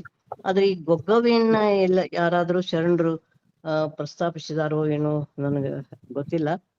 ಹಾಗೆ ಆ ಗೊಗ್ಗವ್ವೆ ತಾನು ವೈಯಕ್ತಿಕವಾಗಿ ಸಂಸಾರವನ್ನ ನಿರಾಕರಿಸಿದ್ರು ಕೂಡ ಬಹಳಷ್ಟು ಹೇಗೆ ಅಕ್ಕ ಮಹಾದೇವಿ ತನ್ನ ಒಬ್ಬ ಸಂವೇದನಾಶೀಲ ಕವಿಯಾಗಿ ಸಂವೇದನಾಶೀಲ ಕವಿತ್ರಿಯಾಗಿ ತನ್ನ ಭಾವನೆಗಳನ್ನ ಅಭಿವ್ಯಕ್ತಗೊಳಿಸಿದ್ದಾಳೋ ಹಾಗೆ ಇವಳು ಕೂಡ ತಾನು ಅವಿವಾಹಿತಳಾಗಿದ್ರು ಕೂಡ ಬಹಳಷ್ಟು ಸುಂದರವಾಗಿ ತನ್ನ ಅಭಿವ್ಯಕ್ತಿಯನ್ನ ತನ್ನ ವಚನಗಳಲ್ಲಿ ಸಿಕ್ಕಂತಹ 6 ವಚನಗಳಿದ್ರು ಕೂಡ ಒಂದಕ್ಕಿಂತ ಒಂದು ವಚನಗಳು ಒಂದು ಅರ್ಥಗರ್ಭಿತವಾಗಿ ಇದ್ದಾವೆ, ಮತ್ತೆ ಲಿಂಗ ಸಮಾನತೆಯನ್ನ ಪ್ರತಿಪಾದಿಸುವಂತಹ ವಚನಗಳೇ ಇದ್ದಾವೆ. ಈ ಹೇಮಲತಾ ವಸ್ತ್ರದವರು ತಮ್ಮ ಅನಾರೋಗ್ಯದ ಮಧ್ಯೆನೂ ಕೂಡ ಬಹಳಷ್ಟು ಉತ್ತಮ ಉಪನ್ಯಾಸವನ್ನ ಮಾಡಿದ್ರು. ನಮ್ಮ ವೇದಿಕೆಗೆ ಅವರಿಗೆ ಹೃತ್ಪೂರ್ವಕ ಸ್ವಾಗತ. ಇನ್ನು ಮುಂದೆ ಉಪನ್ಯಾಸಗಳನ್ನ ಕೊಡ್ತಾ ಇರ್ಲಿ ಅಂತ ಆಶಿಸ್ತಾ ಧನ್ಯವಾದಗಳು. ತಮಗೂ ಧನ್ಯವಾದಗಳು ಮೇಡಮ್. ವಸ್ತ್ರದ ಮನಿತವನವರ ಬಗ್ಗೆ ಅಭಿಮಾನದ ನುಡಿಗಳ ಜೊತೆಗೆ ಗೊಗ್ಗವ್ವೆಯ ಬಗ್ಗೆ ಗೌರವದ ನುಡಿಗೈದು ಮರಗಳ ಉಳಿಸುವಿಕೆ ತಮ್ಮ ಕಳಕಳಿಯ ನುಡಿಗಳಿಗೆ ಶರಣಾರ್ಥಿ. ಮೇಡಮ್, ನಮ್ಮ ಅಜ್ಜನವರ ವಿದ್ಯಾರ್ಥಿನಿ ತಾವು ಅನ್ನೋದು ಕೇಳಿ ತುಂಬಾ ಸಂತೋಷ ಆಯ್ತು. ಅವರು ಅದೇ ಸಿದ್ದಿಂಗಯ್ಯ ಮಾಸ್ತರ್ ವಸ್ತ್ರದ ಮಾಸ್ತರ್ ಅಂತಾನೆ ಹೆಸರಾಗಿದ್ರು ನಮ್ ಸಿಂದಗಿ ಒಳಗ. ಅವ್ರ ಮನೆತನದೊಳಗ ನಾ ಹುಟ್ಟಿನಿ ಅನ್ನೋದನ್ನೇ ನನಗೊಂದು ದೊಡ್ಡ ಹೆಮ್ಮೆ. ನಾನು ಅವರ 2ನೇ ಮಗಳು ಸುವರ್ಣಲತಾ ಅಂತ ಹೇಳಿ ಶಶಿಕಲಾ ಅದಾರಲ್ಲ, ಅವ್ರ 2ನೇ ತಂಗಿ. ಹೌದ್ರಿ ಮೇಡಮ್, ನೀವು ಶಶಿಕಲಾ, ಭಾರತಿ ಮತ್ತ ಸುವರ್ಣ 3 ಮಂದಿ ನಾ ನೋಡೇನಿ. ಮೇಡಮ್ ಅವರು ಬಹಳ ಸಣ್ಣ ವಯಸ್ಸಿನೊಳಗ ಸುವರ್ಣ ಹೋದ್ರು ಅಂತ ಎಲ್ಲ ನನಗೆ ಶಶಿಕಲಾ ಜೊತೆ ನಾ ಟಚ್ ಆಗಿದ್ದೀನಿ ಮೇಡಮ್. ಹೌದನ್ರಿ ಮೇಡಮ್. ನಿಮ್ಮದು ಪರಿಚಯ ಇರ್ಲಿಲ್ಲ. ಹೌದ್ರಿ ಮೇಡಮ್, ಅವ್ವ ಬರೀ ತಿರ್ಕೊಂಡಾಗ ಬರೀ 32 ವರ್ಷ ಆಗಿತ್ತು ಅವಾಗ. ನಾನು ಹೌದು, ಬಹಳ ಬರೀ ಚಿಕ್ಕಂದಿನಲ್ಲಿ 32 ವರ್ಷ ಆಯ್ತು ಅವ್ವನ್ಗೆ. ಅವ್ರ ಕೊನೆ ತಮ್ಮನಿಗೆ ನನಗೂ ತಗೊಂಡಿದ್ರು ಮೇಡಮ್, ಬಸವರಾಜ್ ವಸ್ತ್ರದ ಅಂತ ಹೇಳಿ. ಅವರು ಲಿಂಗೈಕ್ಯ ಆದ್ರು. ಚಂದ್ರಶೇಖರ್ ವಸ್ತ್ರದ ನಮ್ಮ 2ನೇ ಸೋದರ ಮಾವ. ಎಲ್ಲಾರು ಸಾಹಿತ್ಯದ. ಹೌದು, ಇತ್ತೀಚೆಗೆ ಇಲ್ಲಿ ಬಂದಿದ್ರು. ಇಲ್ಲಿ ನಮ್ ಬಾದಾಮಿ ಒಳಗ ಕುಮಾರವ್ಯಾಸನ ಬಗ್ಗೆ ಒಂದು ಕುಮಾರವ್ಯಾಸನ ಭಾರತದ ಬಗ್ಗೆ ಒಂದು ಉಪನ್ಯಾಸ ಕೊಟ್ರು. ಅವಾಗ ನಾನು ಅವ್ರ ಜೊತೆ ಆಗಿದ್ದೇನೆ. ಎಲ್ಲೆಲ್ಲಿ ನನ್ಗೆ ಅವಕಾಶ ಸಿಗ್ತತಿ ನಿಮ್ಮ ಮನೆತನದ ಸದಸ್ಯರನ್ನು ನಾನು ಅಲ್ಲೆಲ್ಲಾ ಹೋಗಿ ನಾನು ನಂದೇ ಒಂದು ಇದನ್ನ ಇಂಟ್ರೊಡ್ಯೂಸ್ ಮಾಡ್ಕೊಂಡು ಅವರಿಗೆ ನಾನು ನೆನಪಿಸಿ ಬರ್ತೀನಿ, ನಿಮ್ಮ ಆಯಿ ಮುತ್ಯಾನ ನಾನು ಶಿಷ್ಯಳು ಅಂತ. ಬಹಳ ಸಂತೋಷ ಆಯ್ತ್ರಿ ಮೇಡಮ್. ನೋಡ್ರಿ, ಎಲ್ಲಿಂದ ಲಿಂಕ್ ಹತ್ತದಂತ ಗೊತ್ತಾಗುದಿಲ್ಲ. ಬಹಳ ಖುಷಿ ಆಯ್ತು. ಅದಕ್ಕೆ ಇಂತ ವೇದಿಕೆಗಳ ನಮ್ಮನ್ನ ಒಟ್ಟುಗೂಡಿಸ್ತಾವ್ರಿ. ಒಂದು ಅನುಬಂಧ ಇದೇ ಒಂದು ಬಂಧನಕ್ಕೆ ಒಳಪಡಿಸುವಂತ ಒಂದು ವೇದಿಕೆ ಇದು. ನಿಜ ಮೇಡಮ್, ನಿಜ ಮೇಡಮ್. ಅದೇ ನಾವು ಮತ್ತೆ ಪಟ್ಟಣ ಸರ್ಗೆ ನಾವು ಮತ್ತೆ ಧನ್ಯವಾದಗಳು ಮತ್ತೆ ನಾವು ಸೂತ್ರಧಾರಿ ಕಡೆನೆ ಹೋಗ್ಬೇಕಾಗ್ತದೆ. ಹೌದು ಹೌದು ಮೇಡಮ್, ಹೌದು. ಇದೆಲ್ಲ ವಚನಗಳಿಗಿರುವ ಶಕ್ತಿ ಅಂತಾನೆ ಹೇಳ್ಬಹುದಲ್ವಾ ಮೇಡಮ್? ಅದು ಕೂಡ ಅದೇ ವಚನ ಸಾಹಿತ್ಯನೇ ಹಂಗಂತ. ಅದು ಎಲ್ಲರನ್ನ ಕೂಡಿಸ್ಕೊಳ್ಳೋದು, ಎಲ್ಲರನ್ನ ಎತ್ತಡ ಕೋಗಿಲೆ ಎತ್ತಣೆಂದಿತ್ಯತ್ತ ಸಂಬಂಧವಯ್ಯ, ಎಲ್ಲರನ್ನ ಒಳಗೊಳ್ಳುವಂತ ಸಾಹಿತ್ಯನೇ ವಚನ ಸಾಹಿತ್ಯ. ಇವನಾರ್ವ ಅಂದಾರಲ್ರಿ ಅದಕ್ಕೆ. ಮತ್ತೆ ಮುಂದೆ ಯಾರಾದ್ರೂ ಮಾತಾಡೋರಿದ್ರೆ? ಮೇಡಮ್ ನಮಸ್ಕಾರ, ನಾ ಮಾತಾಡ್ಬೋದಾ? ಮಾತಾಡಿ ಮೇಡಮ್, ಮುಕ್ತ ಅವಕಾಶ. ಮೇಡಮ್, ವಸ್ತ್ರದ ಸಿದ್ಲಿಂಗಯ್ಯ ಮಾಸ್ತರ್ ಅಂದ್ರ ರಾಂಪುರದಾಗ ಇದ್ರಿ, ಅವರೇ ಏನ್ರಿ ಮೇಡಮ್? ಅವ್ರು ಬೇರೆ ರೀ ಮೇಡಮ್. ಸಿದ್ದಿಂಗಯ್ಯ ವಸ್ತ್ರದವ್ರು ರಾಂಪುರ್ನಾಗ ಇದ್ದವ್ರು. ಅವರು ಸಿಂದಗಿ ಅವರೇ, ಬಟ್ ಅವ್ರ ಫ್ಯಾಮಿಲಿ ಬೇರೆ. ಇವ್ರು ನಮ್ದು ವಯಸ್ಸು ಬಹಳ ಆಗಿತ್ತು ನಮ್ಮ ಅಜ್ಜಾರ್ಗೆ. ಅವ್ರ ಹೆಸರು ಸಿದ್ದಿಂಗಯ್ಯ ವಸ್ತ್ರದವಿ, ಅನ್ನಪೂರ್ಣ ವಸ್ತ್ರದ ಅಂತ ಅವರಿಬ್ರು ದಂಪತಿ ಶಿಕ್ಷಣ ಇಲಾಖೆ ಒಳಗಿನೇ ಇದ್ರು. ಇದನ್ ಮಾಡಿದ್ರು. ಅವ್ರ ಕೈಯಲ್ಲಿ ಕಲ್ತ ಸಾವಿರಾರು ಶಿಷ್ಯರು ಈಗ ನಮಗ ಹೇಳ್ತಿರ್ತಾರ ನಮ್ಮ ಅಜ್ಜ ಆಯಿ ಮುತ್ಯನ್ ಬಗ್ಗೆ. ನಾವು ಸಿಂದಗಿ ಅವ್ರೇ ರೀ, ಅಲ್ಲಿ ವಸ್ತ್ರದವ್ರು ಅಂತ ಗೊತ್ತಿದ್ರಿ, ಅದಕ್ಕೆ ಕೇಳಿದೆ ನಾನು. ಹೌದು. ಅಡ್ಡ ಹೆಸರು ಏನ್ರಿ ಮೇಡಮ್ ತಮ್ದು ಸಿಂದಗಿ ಒಳಗೆ? ಭರಮ್ ಶೆಟ್ಟಿ ಅವ್ರ ಅಂತ್ರಿ. ಹೌದನ್ರಿ? ರಾಂಪುರ ಕ್ಲಾಸಿಕ್ ಕಡಿ ಮಿಷನ್ ಇತ್ತಲ್ರಿ ಮೇಡಮ್. ಹೌದ್ರಿ ಮೇಡಮ್. ಅವ್ರಿ ನಾವು ಈಗ ಇಲ್ಲೇ ಬೆಂಗಳೂರಾಗ ಇರ್ತೀವ್ರಿ, 20 ವರ್ಷ ಆಯ್ತು. ತಮ್ಮ ಪರಿಚಯ ಆಗಿರ್ಲಿಲ್ರಿ, ಸಿಂದಗಿ ಅವ್ರ ಅಂತ ಹೇಳಿ ಖುಷಿ ಆಯ್ತು. ಸಂತೋಷ ಆಯ್ತ್ರಿ ಮೇಡಮ್. ನನಗೂ ಇದು ಪ್ರಥಮ ಉಪನ್ಯಾಸ ರೀ ನಂದು. ಶಾರದಾ ಮೇಡಮ್ ಹೇಳ್ದಂಗ ಇನ್ಮೇಲೆ ಕೊಡ್ತಿರ್ತೀನ್ರಿ ಉಪನ್ಯಾಸಗಳನ್ನ. ಅಂದ್ರ ಅದೇ ನಾವು ಏನು ಓದ್ತೀವಿ ಶರಣ ಸಾಹಿತ್ಯದ ಬಗ್ಗೆ, ಅದನ್ನ ಹಂಚ್ಕೊಂಡ್ರೆ ಅದೊಂದು ಸಂತೋಷ ಅಲ್ರಿ ನಮ್ಮಿಂದ, ಅಥವಾ ನನ್ನಿಂದ ಏನಾಗುತ್ತಾ ಒಂದು ಅಳಿಲು ಸೇವೆ ಅನ್ನುವಂಗ ನಾವು ಮಾಡಿದ್ವಿ ಅಂತಂದ್ರ ನಮ್ಗೊಂದ್ ಸಾರ್ಥಕತೆ. ಅದನ್ನ ಕಲ್ಪಿಸ್ಕೊಟ್ಟವ್ರು ಅಕ್ಕನ ಅರಿವು ಇದು ಒಂದು ಗ್ರೂಪ್, ಸುಧಾಕರ್, ಶಶಿಕಾಂತ್ ಸರ್, ಇವರೆಲ್ಲಾ ಏನು ಅಂತಂದ್ರ ಈ ನಮ್ಮ ಅವಾಗ ಏನು ಮಹಾಮನೆ ಒಳಗ ಶರಣರು ಪ್ರಭುದೇವ್ರ ಅಲ್ಲಮ್ಮರು ಬಸವಣ್ಣವ್ರು ಮಾಡ್ತಿದ್ರು ಆ ಕೆಲಸ ನಮ್ಮ ಇವ್ರ ಮಾಡಕತ್ತಾರ ಈಗ ನಮ್ಮಲ್ಲೆಲ್ಲ ಅಂದ್ರೆ ಮಹಿಳೆಯರನ್ನ ಒಟ್ಟುಗೂಡಿಸಿ ಅವರಲ್ಲಿ ಅರಿವನ್ನು ಉಂಟು ಮಾಡುವಂತ ಮತ್ತು ವಚನ ಸಾಹಿತ್ಯವನ್ನ ಅದು ಎಲ್ಲೋ ನಾವು ಬಹಳದ್ರ ಕೆನೆಯಲ್ಲಿ ಇರುವಂತಹ ಒಂದಿಷ್ಟು ಮಂದಿನ ಹೆಸರು ಹೇಳ್ತೀವಿ. ಆ ಎಲೆಮೆರೆಕಾಯಿ ಹಂಗ ಈಗ ಧೂಪದ ಗೊಗ್ಗವೆಯ ಬಗ್ಗೆ ಬಹಳ ಮಂದಿ ಗೊತ್ತಿರ್ಲಿಲ್ಲ, ಕೇಳಿರ್ತೀವಿ ಹೆಸರನ್ನ ನಾವು. ಈಗ ನೋಡ್ರಿ ನನಗ್ ಬರೀ ಧೂಪ ಅನ್ನೋದು ಅಷ್ಟೇ ಗೊತ್ತಿತ್ತು, ಅದ್ರ ಹಿಂದ ಗುಂಗುಳಾದ ಮತ್ತು ಅಂತ ಒಂದು ಧೂಪದ ಗಿಡಗಳದಾವ ಅದರಿಂದ ಬರ್ತೈತಿ ಅನ್ನೋದು ಇದೆಲ್ಲ ನಾವ್ ಇಲ್ಲಿ ಚರ್ಚೆ ಮಾಡೋದ್ರಿಂದ ಹೊರಗ್ ಬಂತಲ್ಲ. ಇಂತ ಒಂದು ಅರಿವಿಗೆ ಕಾರಣವಾದಂತ ಪಟ್ಟಣ್ ಸರ್ಗೂ ಮತ್ತ ನಮ್ಮ ಹಳೆಯ ಬಾಂಧವ್ಯವನ್ನು ಕೂಡ ನೆನಪಿಸುವಂತ ಎಲ್ಲ ನಾವೆಲ್ಲ ಸೇರುವುದಕ್ಕೆ ಇದೇನು ವೇದಿಕೆ ಅದಲ್ರಿ, ಇದ್ರ ಸಲುವಾಗಿ ತಮ್ಗೆ ಇನ್ನೂ ನೆನ್ಸ್ಕೊಂತೀನಿ. ಹೃತ್ಪೂರ್ವಕ ಧನ್ಯವಾದಗಳನ್ನ ಹೇಳ್ತೀನಿ ಸರ್. ನಿಜ ಮೇಡಮ್, ಧನ್ಯವಾದಗಳು ಮೇಡಮ್. ನಿಮ್ಮನ್ನು ನಾನು ಬಹಳಷ್ಟು ಮುಂಬೈಯಲ್ಲಿ ಮತ್ತು ಬೆಂಗಳೂರಲ್ಲಿ ಸಹ ಮುಖಾಮುಖಿಯಾಗಿ ಭೇಟಿಯಾಗಿದ್ದೆ. ನನ್ನ ತುಂಬಾ ಸಂತೋಷ ಮೇಡಮ್. ಲಲಿತಾ ಅಂಗಡಿ. ಗೊತ್ತು ಮೇಡಮ್. Okay madam. ಮತ್ತೆ ಮುಂದಿನ ಸರ್, ಮತ್ತೆ ಮುಂದೆ ಯಾರಾದ್ರೂ ಮಾತಾಡೋರಿದ್ದಾರೆ ಸರ್? ಗೌರಮ್ಮ ಕನಶಿ ಅವ್ರು ಕೇಳಿದ್ರೆ ಮೇಡಮ್, ಗೌರಮ್ಮ ನಾಶಿ ಮೇಡಮ್. ನೆಕ್ಸ್ಟ್ ನೋಡಿ.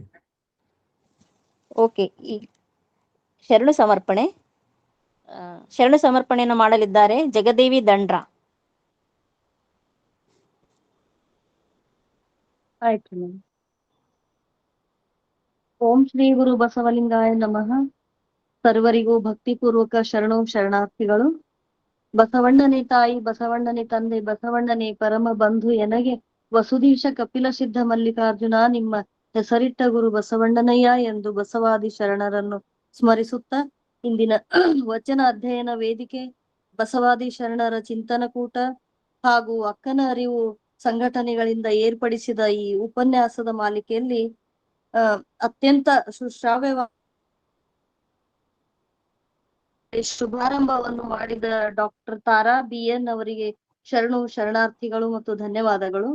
ಸ್ವಾಗತ ಪ್ರಾಸ್ತಾವಿಕ ಪರಿಚಯವನ್ನು ಅತ್ಯಂತ ಅಚ್ಚುಕಟ್ಟಾಗಿ ಮಾಡಿದ ಡಾಕ್ಟರ್ ಪ್ರಿಯಂವದ ಹುಲಗ್ಬಾಳಿ ಅವರಿಗೆ ಶರಣಾರ್ಥಿಗಳು. ಇವತ್ತಿನ ವಿಶೇಷವಾದ ಉಪನ್ಯಾಸವನ್ನು ಅತ್ಯಂತ ಅರ್ಥಪೂರ್ಣವಾಗಿ ಧೂಪದ ಗೊಗ್ಗವೆ ಶರಣೆಯರ ಬಗ್ಗೆ ಎಳೆಯಾಗಿ ಸ್ಪಷ್ಟತೆಯಿಂದ ಸತ್ಯದ ಅರಿವನ್ನು ಮೂಡುವಂತ ಒಂದು ವಿಚಾರದೊಂದಿಗೆ ವಿಶ್ಲೇಷಣೆ ಮಾಡಿರುವ ಶರಣೆ ಹೇಮಲತಾ ವಸ್ತ್ರದ ಅವರಿಗೆ ಹೃತ್ಪೂರ್ವಕ ಧನ್ಯವಾದಗಳೊಂದಿಗೆ ಅತ್ಯಂತ ಅಚ್ಚುಕಟ್ಟಾಗಿ ಮಾಡುತ್ತಿರುವ ಗಡಿಯವರಿಗೆ ಶರಣಾರ್ಥಿಗಳು. ಮುಂದೆ ಮಾಡಲಿರುವ ಶರಣೆ ಪ್ರೊಫೆಸರ್ ಪ್ರೇಮಾದೇವಿ ಅಣ್ಣಿಗೇರಿ ಶರಣಾರ್ಥಿಗಳು. ತಾಂತ್ರಿಕ ಸಹಾಯವನ್ನು ದಣಿವರಿಯದೆ ಸದಾ ಮಾಡುತ್ತಿರುವ ಡಾಕ್ಟರ್ ದಾನಮ್ಮ ಝಳಕಿ ಮೇಡಮ್ ಮತ್ತು ಡಾಕ್ಟರ್ ಜಯಶ್ರೀ ಪಟ್ಟಣ್ ಮೇಡಮ್ ಅವರಿಗೂ ಪೂರ್ವಕವಾದ ಶರಣ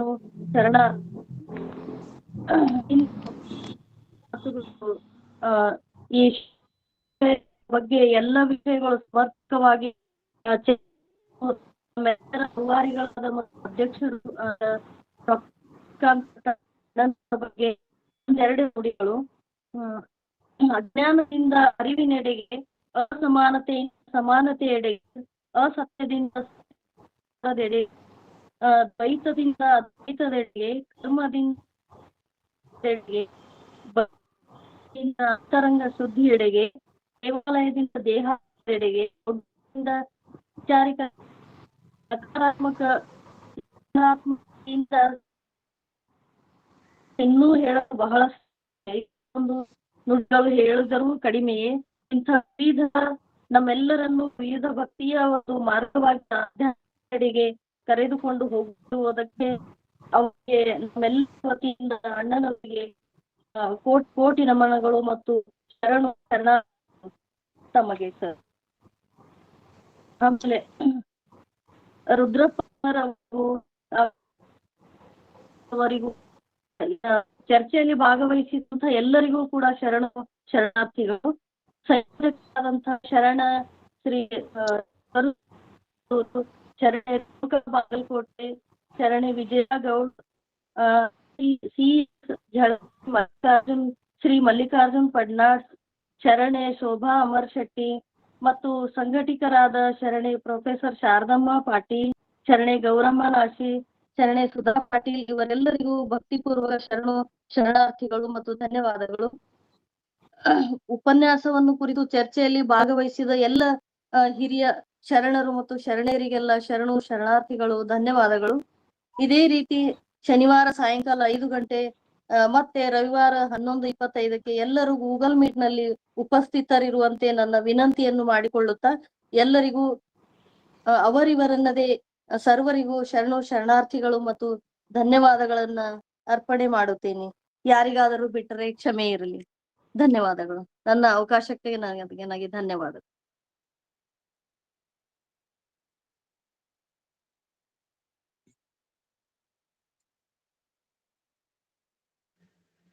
ಎಲ್ಲರಿಗೂ ಶರಣಾರ್ಥಿಗಳು.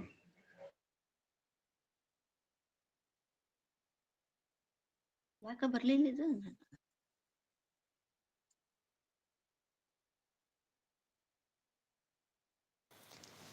ಮೇಡಮ್ ವಚನ ಮಂಗಳ ತಗೊಳ್ರಿ.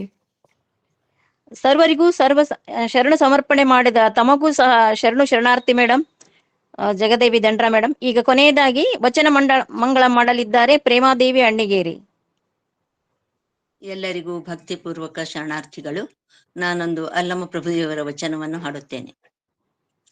ಹರಿಯುವ ನದಿಗೆ ಮೈಯೆಲ್ಲ ಕಾಲು, ಹರಿಯುವ ನದಿಗೆ ಮೈಯೆಲ್ಲ ಕಾಲು, ಉರಿಯುವ ಅಗ್ನಿಗೆ ಮೈಯೆಲ್ಲ ನಾಲಿಗೆ, ಹರಿಯುವ ನದಿಗೆ ಮೈಯೆಲ್ಲ ಕಾಲು, ಉರಿಯುವ ಅಗ್ನಿಗೆ ಮೈಯೆಲ್ಲ ನಾಲಿಗೆ, ಹರಿಯುವ ನದಿಗೆ ಮೈಯೆಲ್ಲ ಕಾಲು, ಬೀಸುವ ಗಾಳಿಗೆ ಮೈಯೆಲ್ಲ ಕೈ, ಬೀಸುವ ಗಾಳಿಗೆ ಮೈಯೆಲ್ಲ ಕೈ, ಗುಹೇಶ್ವರ ನಿಮ್ಮ ಶರಣಂಗೆ, ಗುಹೇಶ್ವರ ನಿಮ್ಮ ಶರಣಂಗೆ,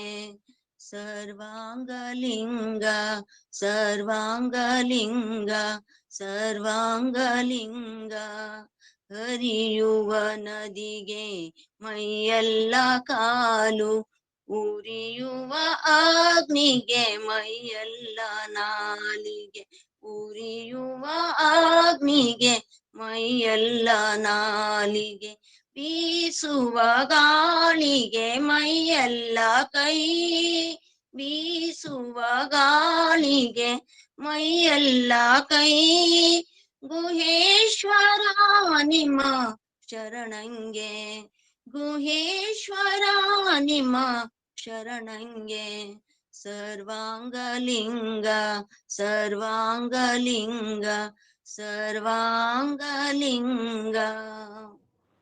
ಅವಕಾಶಕ್ಕಾಗಿ ಧನ್ಯವಾದಗಳು.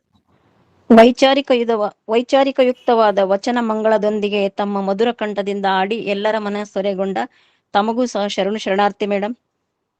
ಈ ಕಾರ್ಯಕ್ರಮಕ್ಕೆ ತಾಂತ್ರಿಕ ದಾಸೋಹಗೈದ ಸಂಯೋಜಕರಾದ ಮತ್ತು ಸಂಘಟಕರಾದ ಎಲ್ಲರಿಗೂ ಶರಣಾರ್ಥಿ. ಪ್ರತಿ ಶನಿವಾರ ಮತ್ತು ಭಾನುವಾರ ನಡೆಯುವ ಆನ್ಲೈನ್ ಕಾರ್ಯಕ್ರಮಕ್ಕೆ ಎಲ್ಲರೂ ಭಾಗವಹಿಸಿ ಅಂತ ಹೇಳುತ್ತಾ, ಆನ್ಲೈನ್ ಕಾರ್ಯಕ್ರಮದಲ್ಲಿ ಭಾಗವಹಿಸಿ ಕೇಳಿದ ಎಲ್ಲರಿಗೂ ಶರಣಾರ್ಥಿಗಳು.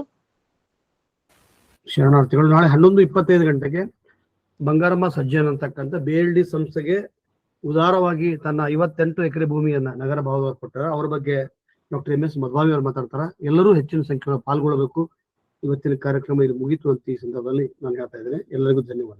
ಶರಣಾರ್ಥಿ ಸರ್. ಎಲ್ಲರಿಗೂ ಶರಣಾರ್ಥಿಗಳು. ಶರಣಾರ್ಥಿಗಳು.